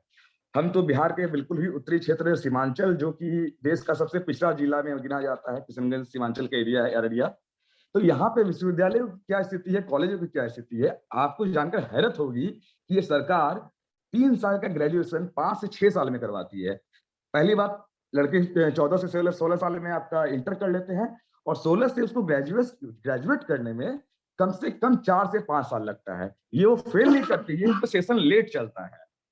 सेशन लेट होने की वजह से उनका जो पहले ही है ये गैप जो है 3 साल का 5 साल 6 साल हो जाता है। और आपको जान के बिल्कुल सच में आश्चर्य होगा कि एक स्टूडेंट मुझे कुछ दिन पहले मिला था, उसे 7 साल में डिग्री दी गई है ग्रेजुएशन की, उसका कभी इनकम्प्लीट हो गया, क्वेश्चन पेपर खो गया, आंसर शीट खो गया। इस तरह से एक छात्र का पूरा प्लानिंग के तहत, ये किसी एक सरकार का दिया हुआ देन नहीं है, ये हर सरकार की स्थिति है कि पूरे प्लानिंग के तहत उस छात्र के भविष्य को बर्बाद कर दो। वो उस लायक ही नहीं रहेगा कि वो आपकी नौकरी मांग सके, उसका एज ही नहीं बचेगा कि वो आपसे नौकरी का डिमांड कर सके, तो फिर उसका तो कोई मतलब ही नहीं रहेगा, फिर पढ़ाई का कोई मकसद ही नहीं रहा। एक मतलब शिक्षित आप करना चाहते हैं, सरकार कहती है कि हम शिक्षा देना चाहते हैं, लेकिन आपका जो शिक्षा है वो मतलब उसकी भविष्य को बर्बाद करने के लिए है। उस शिक्षा से उसका कुछ नहीं होने जा रहा है। एक छात्र आखिर क्या सोच के पढ़ाई को आगे लेके जाए अपना? पकौड़ा तलने के लिए बिल्कुल नहीं करेगा वो। अगर पकौड़ा ही तलना होता तो वो ग्रेजुएट क्यों करता, ग्रेजुएशन क्यों करता? उसने ग्रेजुएशन में अपना समय दिया, पैसे लगाए और फिर उसके बाद क्या करे तो पकवाड़ा तले। तो खैर ये तो सरकार की जो चीजें हैं ये तो बिल्कुल ही बेकार है। अभी कुछ दिन पहले राज्यसभा में एक सवाल का जवाब में कहा गया था कि 2020 और 21 के दौरान टोटल 78,264 नौकरियां सरकारी क्षेत्र में दी गई। तो ये 78,264 जो नौकरी है ये यूपीएससी, एसएससी और रेलवे के तहत दी गई। लेकिन डिमांड कितना था? डिमांड 8 लाख से ज्यादा का था। 8 लाख जहां पे जरूरत है वहां पे 78,000 कर रहे हैं आप, तो जाहिर सी बात है आप तो कंप्लीट ही नहीं कर रहे हैं जितनी जरूरत है उसको। इसके वजह से एम्प्लॉयज पे इसका असर पड़ता है। हम अपनी तरफ में देखते हैं जैसे कि यहाँ पे जो गवर्नमेंट जॉब जो कर रहे हैं, एक एक एम्प्लॉय को 2-3 जगह का प्रभार दिया जाता है, अतिरिक्त प्रभार। मतलब वो ज्वाइन एक जगह पे किया है एक डिस्ट्रिक्ट में, उसे 3 डिस्ट्रिक्ट का अतिरिक्त प्रभार इसलिए दिया जा रहा है क्योंकि सरकार के पास वो एम्प्लॉय नहीं है, वो वर्कफोर्स नहीं है।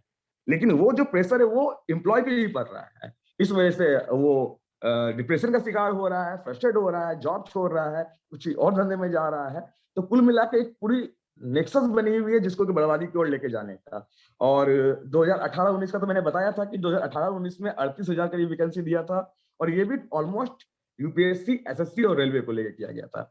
अभी हम बिहार में टीचर की बहाली को लेकर बात कर रहे थे। टीचर की बहाली का मुद्दा भी काफी लंबे समय से चल रहा है यहाँ पे। तो टीचर का बहाली जो होता है वो STET, state teacher eligibility test, और CTET, central teacher eligibility test, इसके रिक्वायरमेंट है कि आपको बीएड करना जरूरी है। बीएड करने के बाद आप जाते हैं, उस एग्जाम में पास करते हैं।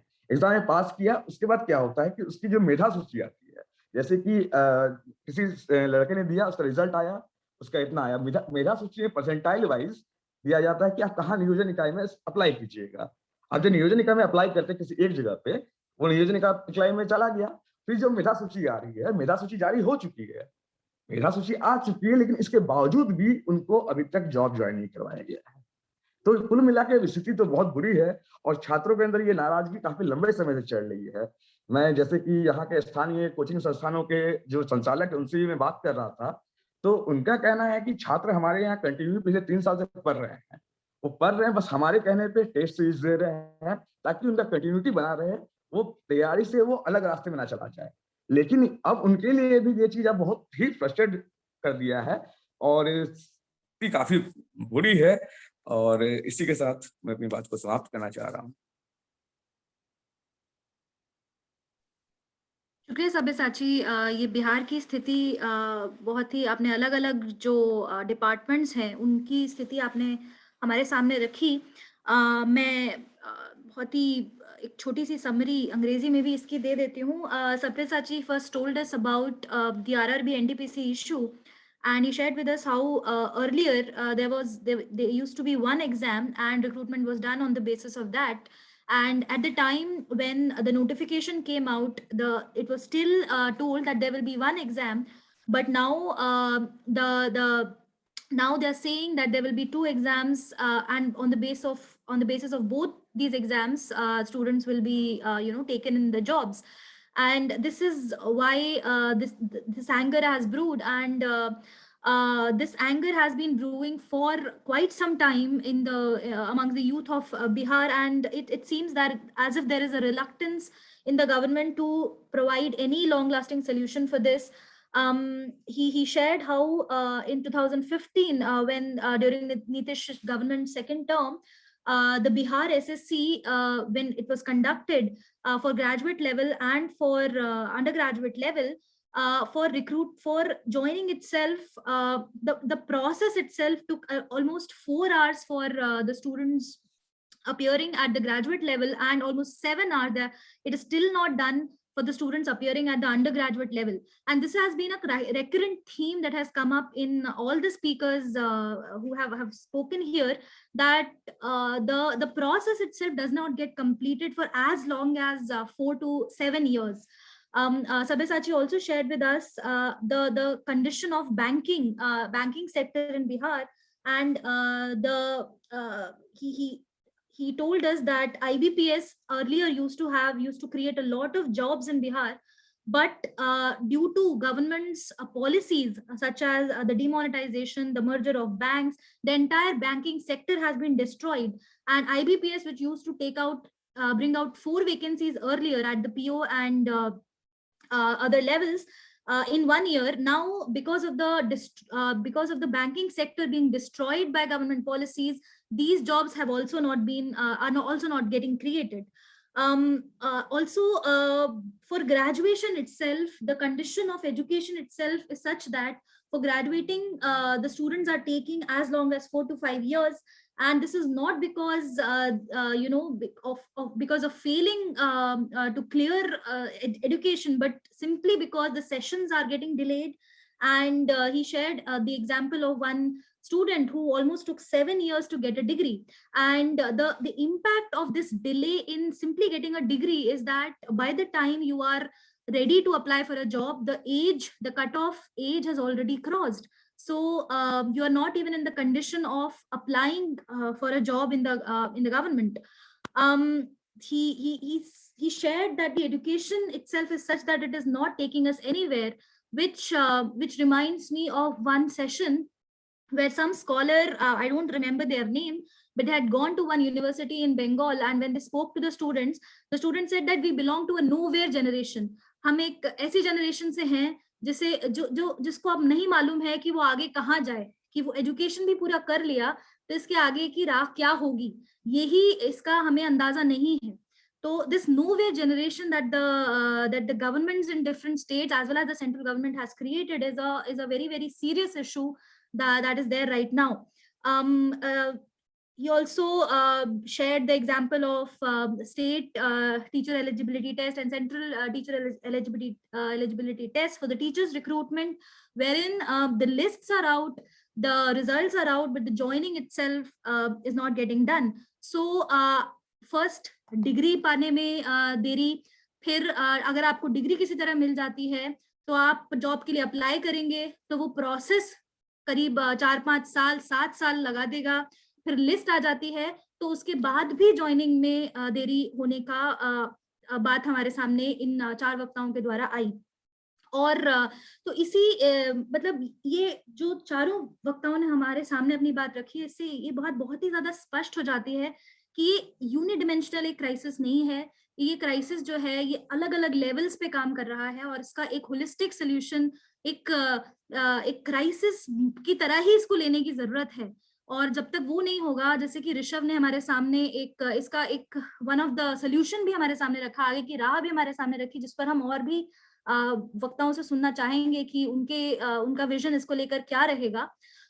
मगर जब तक एक क्राइसिस की तरह इसको लेकर इस पे काम नहीं किया जाएगा एट डिफरेंट लेवल्स, तब तक इसका कोई सोल्यूशन निकलता नजर नहीं आ रहा है. और मैं क्योंकि हमारे आज के विषय में हम लोग निजीकरण और राजकीय दमन को इससे जोड़कर देखना की कोशिश कर रहे हैं, तो मेरा एक सवाल मैं आप सभी वक्ताओं से रखना चाहूंगी. जो भी वक्ता इस पर अपनी बात रखना चाहें प्लीज बोल सकते हैं. कि हम बात कर रहे हैं सरकारी नौकरियों की, मगर ऐसे समय में जब सभी सरकारी कंपनीज ही प्राइवेटाइज होती जा रही हैं, सभी डिपार्टमेंट्स ही प्राइवेट, उनकी ओनरशिप ही प्राइवेट होती जा रही है, या फिर जो गवर्नमेंट जो रिक्रूटमेंट्स भी हैं वो भी कॉन्ट्रैक्चुअल एड हॉक, उनमें भी तरह तरह की भर्तियां इस तरह से हो रही हैं. तो ऐसे समय में हम क्या फ्यूचर देख रहे हैं जॉब्स का इंडिया के अंदर. और ये भी एक फैक्ट है कि सरकार डेटा को ही स्टॉल कर देती है, क्योंकि जो एक फॉर एग्जांपल जो लेबर सर्वे का डेटा आता था, जो एनएसएस से जिसकी ज्यादा फ्रीक्वेंसी रहती थी, वो उसका डेटा ही नहीं निकालते हैं, तो हमारे सामने सही आंकड़े ही नहीं आ पाते हैं. तो जो हमारे सामने स्थिति है कि सरकारी नौकरियों की बात भी कैसे करें जब सरकारी डिपार्टमेंट्स ही खत्म होते जा रहे हैं, इसको लेकर आप में से कोई भी बात करना चाहे तो आप बोल सकते हैं.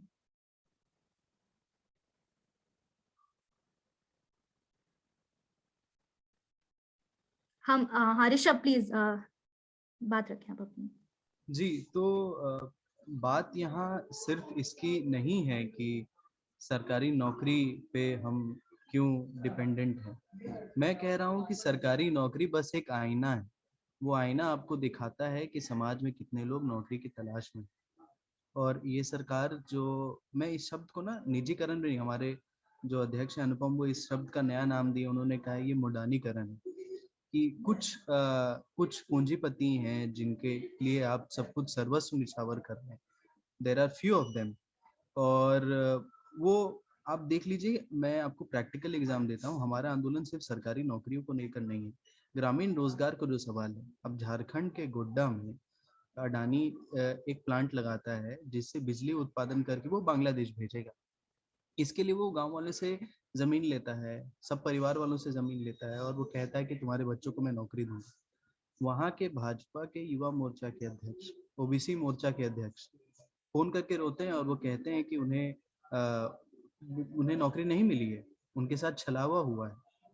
तो ऐसे कई सारे मुद्दे हैं। अगले 3 साल में 25 एयरपोर्ट को प्राइवेटाइज किया जाएगा, और वो 25 के 25 किसके पास जाएंगे उसका अंदाजा हम सब बैठ के लगा सकते हैं। तो शुरुआत में क्या होता था कि हमारे आंदोलनों में जब हम सिर्फ भर्ती का बात करते थे, क्योंकि हमारा किसी राजनीतिक दल से कोई लेना देना नहीं था, तो बच्चे क्या करते थे, वो बोलते थे एसएससी चोर है, आरआरबी का चेयरमैन चोर है, और डिपार्टमेंट से दिक्कत है, मोदी जी को लेके कुछ मत बोलिए, हमारा आंदोलन सिर्फ मांग पर रही है। अभी एक चेंज मैंने ऑब्जर्व किया है। इस चेंज में हम देखते हैं एक ट्रांजिशन फेज किया है कि शुरुआत में जो बच्चे, जो आंदोलन करने वाले लोग बोलते थे कि नहीं सिर्फ डिपार्टमेंट की लड़ाई है, राजनीति मत करिए, सरकार मत लाइए बीच में, वो जब सड़क पे आंदोलित होते हैं, वो जब आते हैं, जब उन पर लाठियां चलती हैं, जब उनको डिटेन कर लिया जाता है, तब वो ये एहसास करते हैं कि अच्छा ये कहीं और से हो रहा है, ये ऊपर से कोई और करवा रहा है, इसके पीछे सरकार है, इसके पीछे एक राजनीति है। इसके पीछे एक राजनीति ये है कि युवाओं को भड़का कर रखो, युवाओं को हिंदू मुस्लिम करने दो। तो अब नारों में जब हम कहते थे ना एसएससी चोर है, तो सब बोलता था चोर है चोर है। अब मैं क्या करने लगा हूँ, मैं अब एसएससी जीडी के आंदोलन में हम लोग दिन भर हिरासत में थे, तो एसएससी चोर है बोलते बोलते मैंने एक बार ट्राई किया, मैंने एक्सपेरिमेंट किया, मैंने बोला अमित शाह होश में आओ, तो सारे बच्चे एक साथ बोले अमित शाह होश में आओ। तो वो ट्रांजिशन दिख रहा है।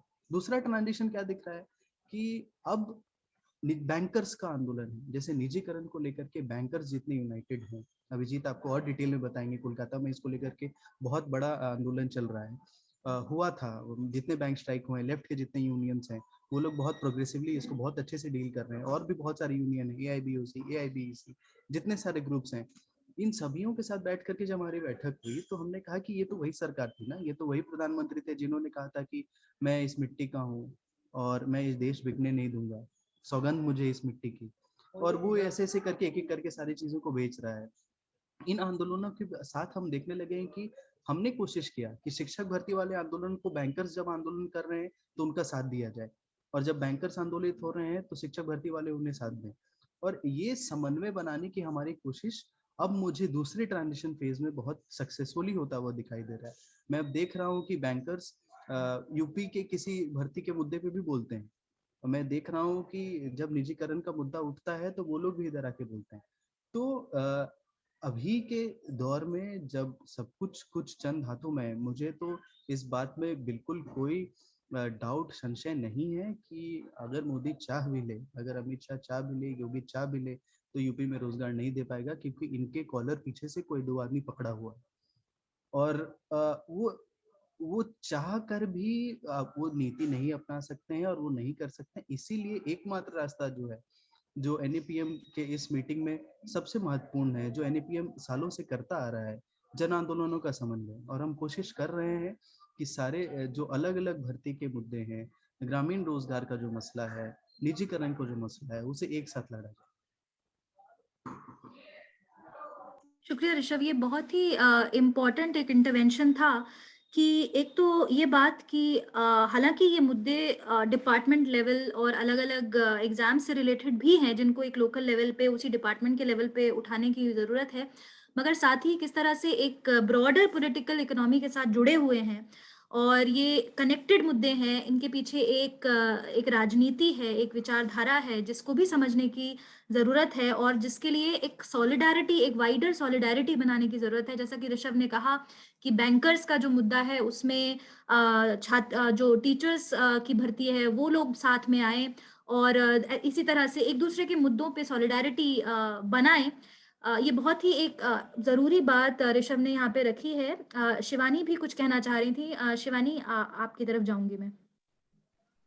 Yes yes Shiva, thank you. सबसे पहले तो मैं ये बोलना चाहती हूँ, निजीकरण जो ये एक लिमिट से ज्यादा कर रहे हैं, उसमें जो प्रॉब्लम्स आएंगी आगे चल के उस पे मैं ध्यान देना चाह रही हूँ, और उसका मैं एग्जांपल भी दूंगी कि कैसे ये प्रॉब्लम्स अभी आ गई हैं जहाँ पे हुआ है। सबसे पहले तो गोपनीयता की जो बात है, अगर आप सारे डिपार्टमेंट को निजी हाथों में दे देंगे तो क्या वो गोपनीयता रह जाएगी जो एक गवर्नमेंट सेक्टर में होती है? इसका एक एग्जांपल ये है जो पेपर लीक्स हो रहे हैं। पहले क्या होता था कि ये कोई प्राइवेट संस्थाएं पेपर नहीं कंडक्ट कराती थी, पहले सरकार ही कराती थी। अभी क्या है कि प्राइवेट संस्थाएं जो आ गई हैं उनको टेंडर दे दिया जाता है कि आप पेपर कंडक्ट कराइए। उसका नतीजा क्या होता है कि सारे पेपर लीक हो रहे हैं। अब भाई जो एक आम आदमी है उसको टेंडर मिला हुआ है कि हमको पेपर टेट का कराना है, और उसको 10 लाख रुपए 20 लाख रुपए अगर मिल रहे हैं पर पेपर के हिसाब से, तो वो उसको क्यों नहीं, उसको इतना इजी जब साधन मिल गया है तो वो क्यों नहीं लीक करेगा? ये गोपनीयता की जो एक प्रॉब्लम है इसको आप कैसे सॉल्व करेंगे? कितना आप कितने लोगों को और सबसे बड़ी बात, अगर एक पेपर में होता तो हम लोग मान लेते कि चलिए कोई कमी थी, बैक टू बैक सारे पेपर लीक हुए तो कहीं ना कहीं इसका एक दुष्प्रभाव ही तो है। अब जब सब कुछ आप निजी हाथों में दे देंगे तो उसका दुष्परिणाम भी तो हमको भुगतना पड़ेगा। और दूसरी बात है, निजीकरण होने के बाद जो हमारे रिजर्वेशन का प्रोसेस है, जो संविधान में अधिकार दिए गए हैं, उसका क्या होगा? क्या एक निजी संस्था भी सारे आरक्षण देगी? अगर सारा सब कुछ निजी हाथों में चला गया तो जो प्रतिनिधित्व मिल रहा है महिलाओं को, एससी को, एसटी को, मुस्लिम्स को, माइनॉरिटीज को, आदिवासियों को प्रतिनिधित्व क्यों देगा कोई? अब एक बच्चा है जो लखपति का बेटा है, वो 10 लाख रुपए की कोचिंग में पढ़ रहा है। अब वो ज्यादा काबिल होगा कि जो प्राइमरी से यहाँ प्राइमरी और मतलब सरकारी स्कूल से पढ़ कर गया है, वो उतना उसको कॉम्पीट कर पाएगा क्या? इतना उसके में, या तो आप तब निजीकरण करिए कि आप जब देश के एक-एक जो लास्ट पंक्ति में, एकदम अंतिम पंक्ति में खड़ा व्यक्ति है, उसको भी आप एम्पावर कर दीजिए पहले। तब आप निजीकरण करिए, दोनों को जो स्टार्टिंग लाइन है रेस की वो एक होनी चाहिए ना। तब आप कहिए कि अब जाइए आप लोग अपनी फाइट लड़िए, तब तो ठीक है। जब एक व्यक्ति इतना कमजोर है कि वो अभी मतलब पढ़ भी नहीं पा रहा है, और एक व्यक्ति इतना सबल है कि वो 10 लाख रुपए कोचिंग में देकर मतलब 3 साल 4 साल तक कोचिंग कर रहा है, तो वो ज्यादा कैपेबल होगा या जो अपने मेहनत से पढ़ा है वो ज्यादा कैपेबल होगा? तो पहले तो आप स्टार्टिंग लाइन एक करिए ना सबकी, तब आप इतना ज्यादा निजीकरण करिए कि सब लोग उस पे आ सके। और दूसरी बात है, जो सरकार की एकदम से आर्थिक निर्भरता हो जाएगी, तो क्या जब मतलब इतना ज़्यादा सारे सेक्टर जब निजी हाथों में चले जाएँगे, तो क्या सरकार की कोई आर्थिक निर्भरता एक तरह से मतलब पल्ला भारी नहीं हो जाएगा? कहीं उसको ऐसा तो नहीं हो जाएगा कि झुकना पड़ेगा किसी चीज़ को? कॉर्पोरेट मतलब एक तरह से सरकार को घेर तो नहीं लेंगे, निर्णय लेने के लिए मजबूर तो नहीं करने लगेंगे? जब ज़रूरत से ज़्यादा उनका मतलब शेयर बढ़ जाएगा, आर्थिक गतिविधियाँ में सरकार एकदम से ही उनका हाथ खाली रहेगा, तो ऐसा भी तो हो सकता है कि वो लोग डोमिनेट करने लगे निर्णय को और नीतियों को और सब। अभी भी हमको ऐसा लगता है कि बजट में देखने से मतलब ऐसा लगता है कि कॉर्पोरेट कहीं न कहीं डोमिनेटेड है इस समय सरकार के ऊपर। तो वो भी तो एक सारा ये सारा चीज़ें भी तो हम लोग को देखनी है ना। ये सारी चीज़ें कौन सोचेगा जब आप एकदम अंधाधुंध निजीकरण ही कर देंगे। बिल्कुल सही बात शिवानी, और ये मुद्दा बहुत ज़रूरी है कि निजीकरण के जो दूसरे इम्पैक्ट्स हैं, उनमें ये भी बात आती है कि सरकारी जो जॉब्स हैं, उन्हीं में हमारे यहाँ रिज़र्वेशन है कुछ हद तक।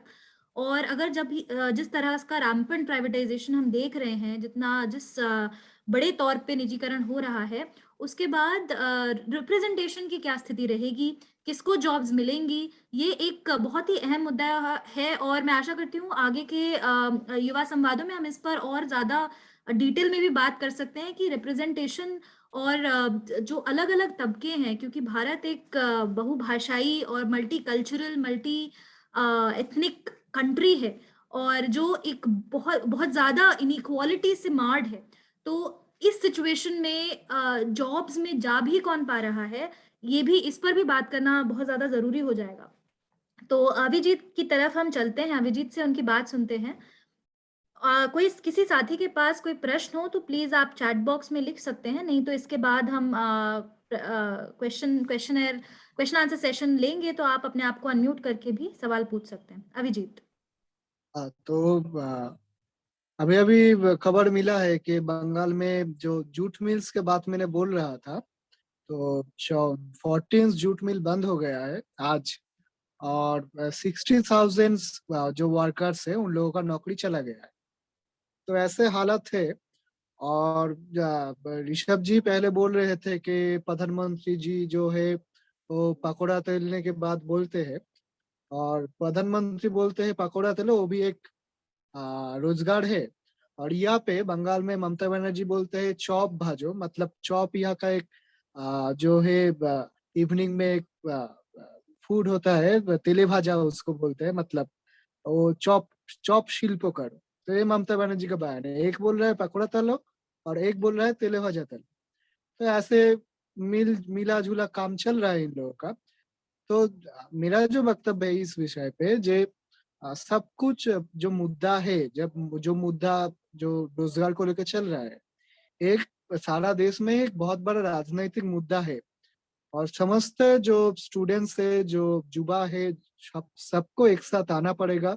और इसके खिलाफ, जैसे कि हम लोगों ने देखा कि बिहार में आयशा ने बंद को कॉल किया, लेकिन जनरल स्टूडेंट्स, जनरल युवा और विपक्षी दलों ने इस बंद में शामिल हुआ। तो ये हमारा दायित्व बनता है कि हम लोग विपक्ष के ऊपर ये जोर बनाए, ये दबाव बनाए कि विपक्ष भी गवर्नमेंट के खिलाफ रोजगार को इशू को लेकर बोले। जैसे कि बिहार इलेक्शन में आप लोग देखे होंगे कि भारत का हिस्ट्री में पहली बार हुआ था कि विपक्ष जो चुनाव लड़ने जा रहा था बिहार में, उसका मेन मुद्दा था शिक्षा और रोजगार। तो ये लोग अगर ऐसा आ रहा है का हमारा मूवमेंट नहीं होता वहाँ पे, हम लोग अगर गठबंधन में नहीं होते, तो ये मुद्दा बन नहीं पाता। वो मुद्दा डाइवर्ट होके, जैसे यूपी में हो रहा है, जात पात का मुद्दा बन जाता, धर्म का मुद्दा बन जाता।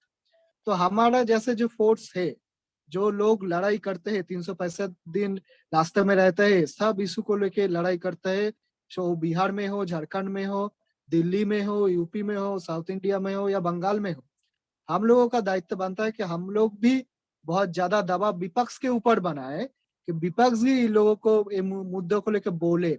और वो बोलते हुआ दिख भी रहा है, जो बिहार एक सबसे बड़ा एग्जाम्पल है। तो इसके लिए हम लोगों को एकजुट होना पड़ेगा और सारे स्टूडेंट्स को, सारे युवाओं को समझना पड़ेगा कि अगर राजनीति उनका फ्यूचर ठीक कर रहा है, राजनीतिक दलों जो पावर में है वो प्राइवेटाइजेशन कर रहा है, तो उनके खिलाफ भी हम लोगों को राजनीतिक उपाय से ही और वो जगह से ही लड़ना पड़ेगा और रास्ते में सड़कों पे उतरना पड़ेगा, बस यही। शुक्रिया साथी, बहुत ज़रूरी बात थी ये। और एक सुजाता जी के द्वारा हमारे पास एक सवाल भी है, मैं उसको आपके सामने रख देती हूँ। सब्यसाची या आप में से कोई भी इसका जवाब देना चाहें। वे कहती हैं कि हम जॉबलेस कैपिटलिज्म की बात क्यों नहीं कर रहे हैं, पूंजीवाद जिसमें जॉब क्रिएशन नहीं हो। और ये पॉलिसी 1991 के बाद ही तमाम सरकारों ने इसी नीति को अपनाया है। तो इसको लेकर अगर आपके कुछ थॉट्स हों तो आप सामने रख सकते हैं।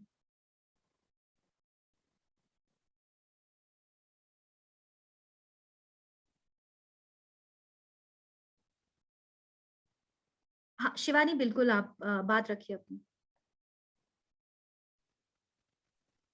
जी, एक सेकंड। जो ये है कि पूंजीवाद को लेकर हम आगे क्यों नहीं बढ़ सकते। पूंजीवाद को बढ़ने के लिए पहले हम अपनी अर्थव्यवस्था को वहां पर पहुंचाएं। तो हम एक विकसित हैं, अभी हम विकासशील देश नहीं मतलब विकासशील देश है, विकसित देश नहीं बन गए हैं। पहले हम अपने सारे जितनी भी हमारी जनता, उसको शिक्षा तो दे दें, उनको खाना तो दे दें, उनको घर तो दे दें, तब तो हम पूंजीवाद की तरफ बढ़ेंगे। एकदम से हम पूंजीवाद में कैसे कूद जाए। पहले हम अपने पूरी जनता को तैयार तो कर दें पूंजीवाद के लिए।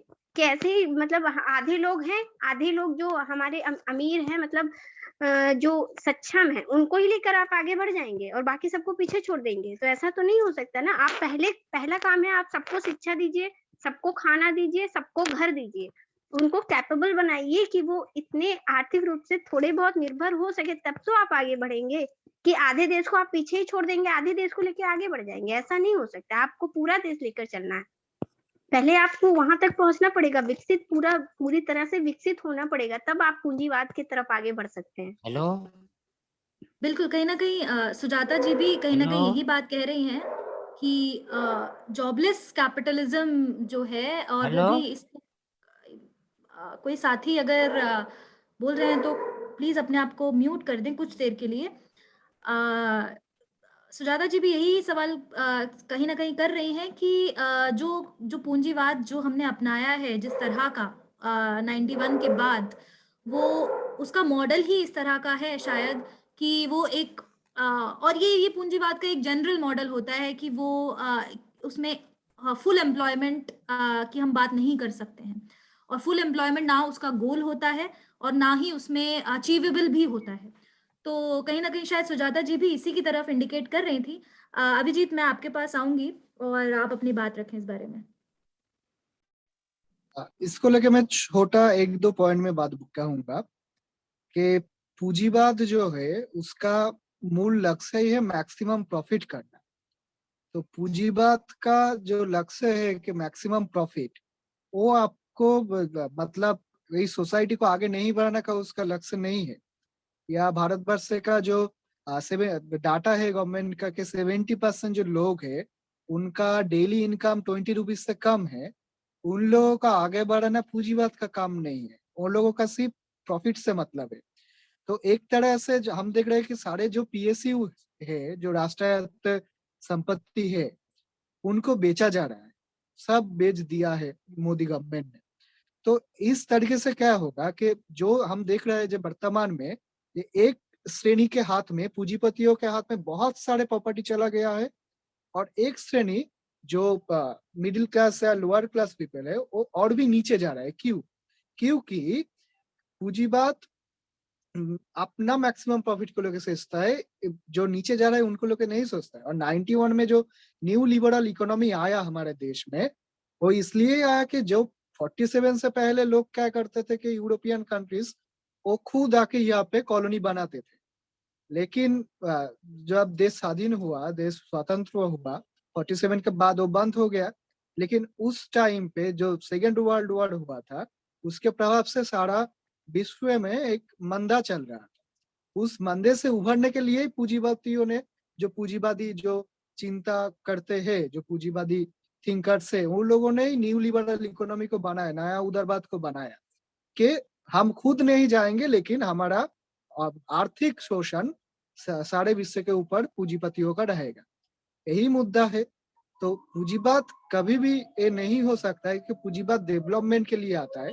और पूंजीवाद कब डेवलपमेंट करता, अगर वो जो 1500-1600 साल है जब पूंजीवाद का शुरुआती दौर था, उस टाइम पे हो सकता है। लेकिन भारत में जब पूंजीवाद आया मर्केंटाइल इकोनॉमी के तौर पे पहली बार, तब वो वहां पे खत्म हो गया, उन लोगों का मार्केट नहीं मिल रहा था। इसलिए वो जो मतलब सड़ा हुआ चीज है पूंजीवाद का, वो भारतवर्ष में आया। वर्तमान में तो वो चीज बहुत ही खराब जगह पे चला गया है। और जो पूंजीवादी डेवलपमेंट मॉडल है, जो पहले सीपीएम ने यहाँ पे टाटा नैनो करना चाहा, सिंगूर नंदीग्राम में सालेम गोष्ठी को लाने चाहा, वो फेल कर गया। ऐसे ममता बनर्जी देउचा पाचमी का अदानी को ले रहा है, लेके आ रहा है। तो ये सब पूंजीवादियों का जो फेक मॉडल है, वो मॉडल कोलैप्स कर जाता है, वो चलता नहीं है। जैसे हम लोगों ने देखा कि टाटा गुजरात में गया, सारंग में गया, लेकिन वहां पे कारखाना चला नहीं।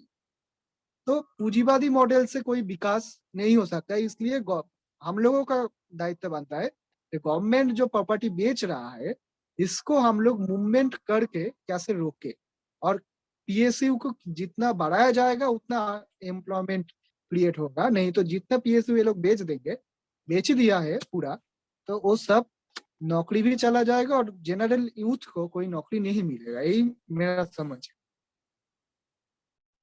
बिल्कुल सही बात। और इसी बात को थॉमस पिकेटी अपनी किताब में बताते भी हैं कि किस तरह से ये इनइक्वालिटी वाला जो गैप है ये साल दर साल बढ़ता ही जा रहा है।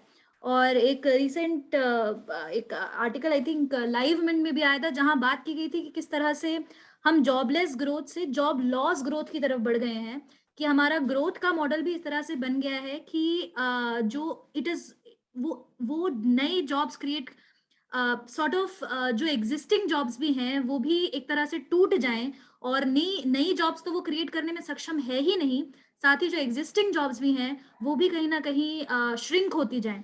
तो ये जॉब लॉस ग्रोथ की तरफ हम बढ़ गए हैं, and which is a very serious concern ahead of us. अगर सब्यसाची हमारे साथ जुड़े हुए हैं तो मैं आपसे सभ्य रिक्वेस्ट करूंगी कि आप भी अपने क्लोजिंग कमेंट्स हमारे सामने रखें, जिसके बाद हम मे बी आज का सेशन क्लोज कर सकते हैं।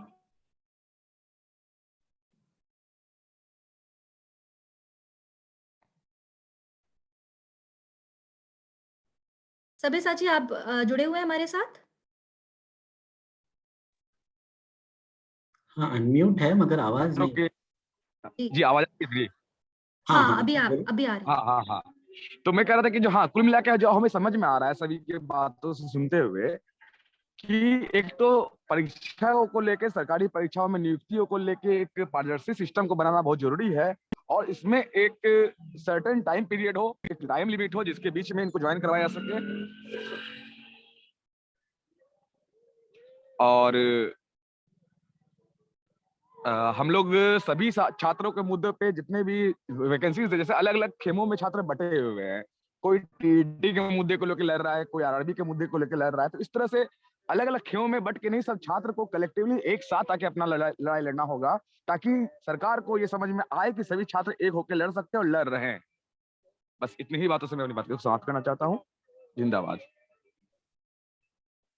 जिंदाबाद साथी, बिल्कुल सही बात बोली आपने कि जिस तरह का क्राइसिस है उसी तरह की सॉलिडारिटी की भी जरूरत पड़ेगी, और ये बहुत ज़रूरी हो जाता है कि जो तमाम अलग-अलग डिपार्टमेंट्स में अलग-अलग जो सरकारी क्षेत्र हैं, गैर सरकारी क्षेत्र हैं, जहाँ पे भी जो भी आंदोलन चल रहे हैं उसके युवा साथ आएं और इस मुद्दे पर एक संगठित आंदोलन को आगे बढ़ाया जाए। और सभी साथियों ने बहुत शार्पनेस के साथ और बहुत परिपक्वता के साथ अपनी बात हमारे साथ रखी, अलग-अलग क्षेत्रों की जो लोकल समस्याएं हैं उन्हें हमारे सामने रखा, और कैसे वो एक हमारे देश की जो लार्जर सच्चाई है उसके साथ किस तरह से जुड़ी हुई है, निजीकरण की सच्चाई से किस तरह जुड़ी हुई है, सरकार की नीतियों से किस तरह से जुड़ी हुई है, उसको हमारे सामने रखा। इसके लिए मैं आप सभी साथियों का शुक्रिया करना चाहती हूँ, और आप सभी को जिंदाबाद कहना चाहती हूँ कि आप अपने-अपने स्ट्रगल्स में को आगे ले जाएँ, और आपके स्ट्रगल्स में आपको और लोगों का साथ मिले। अंत में अगर हमारे पास कोई सवाल नहीं है और हमारे साथी कुछ ऐड नहीं करना चाहते हो, कोई हमारे साथी कुछ ऐड करना चाहते हैं? नहीं तो फिर हम आज का सत्र यहाँ समाप्त कर सकते हैं। जी, ठीक। तो आज का जो हमारा सत्र था वो बेरोजगारी और सरकारी नौकरियों में भर्ती, राजकीय दमन और निजीकरण के मुद्दे पर था, और ये पूरा महीना हम रोजगार की, श्रम की और अर्थव्यवस्था की ही बात करेंगे, और इसमें युवाओं का क्या रोल है, या युवा इसमें कहाँ स्थित हैं, उनकी क्या विजन्स हैं, क्या एस्पिरेशंस हैं, क्या चैलेंजेस हैं, इनको ही लेकर हम अलग-अलग क्षेत्रों के लोगों से बात करेंगे। तो आशा करती हूँ आप आगे के सत्रों में भी हमारे साथ जुड़े रहेंगे, और इसी तरह से एक दूसरे के साथ हम सॉलिडारिटी के साथ आगे बढ़ते रहें। आप सभी का आज के सत्र में जुड़ने के लिए बहुत-बहुत शुक्रिया। जिंदाबाद, जय भीम, लाल सलाम, सतरंगी सलाम।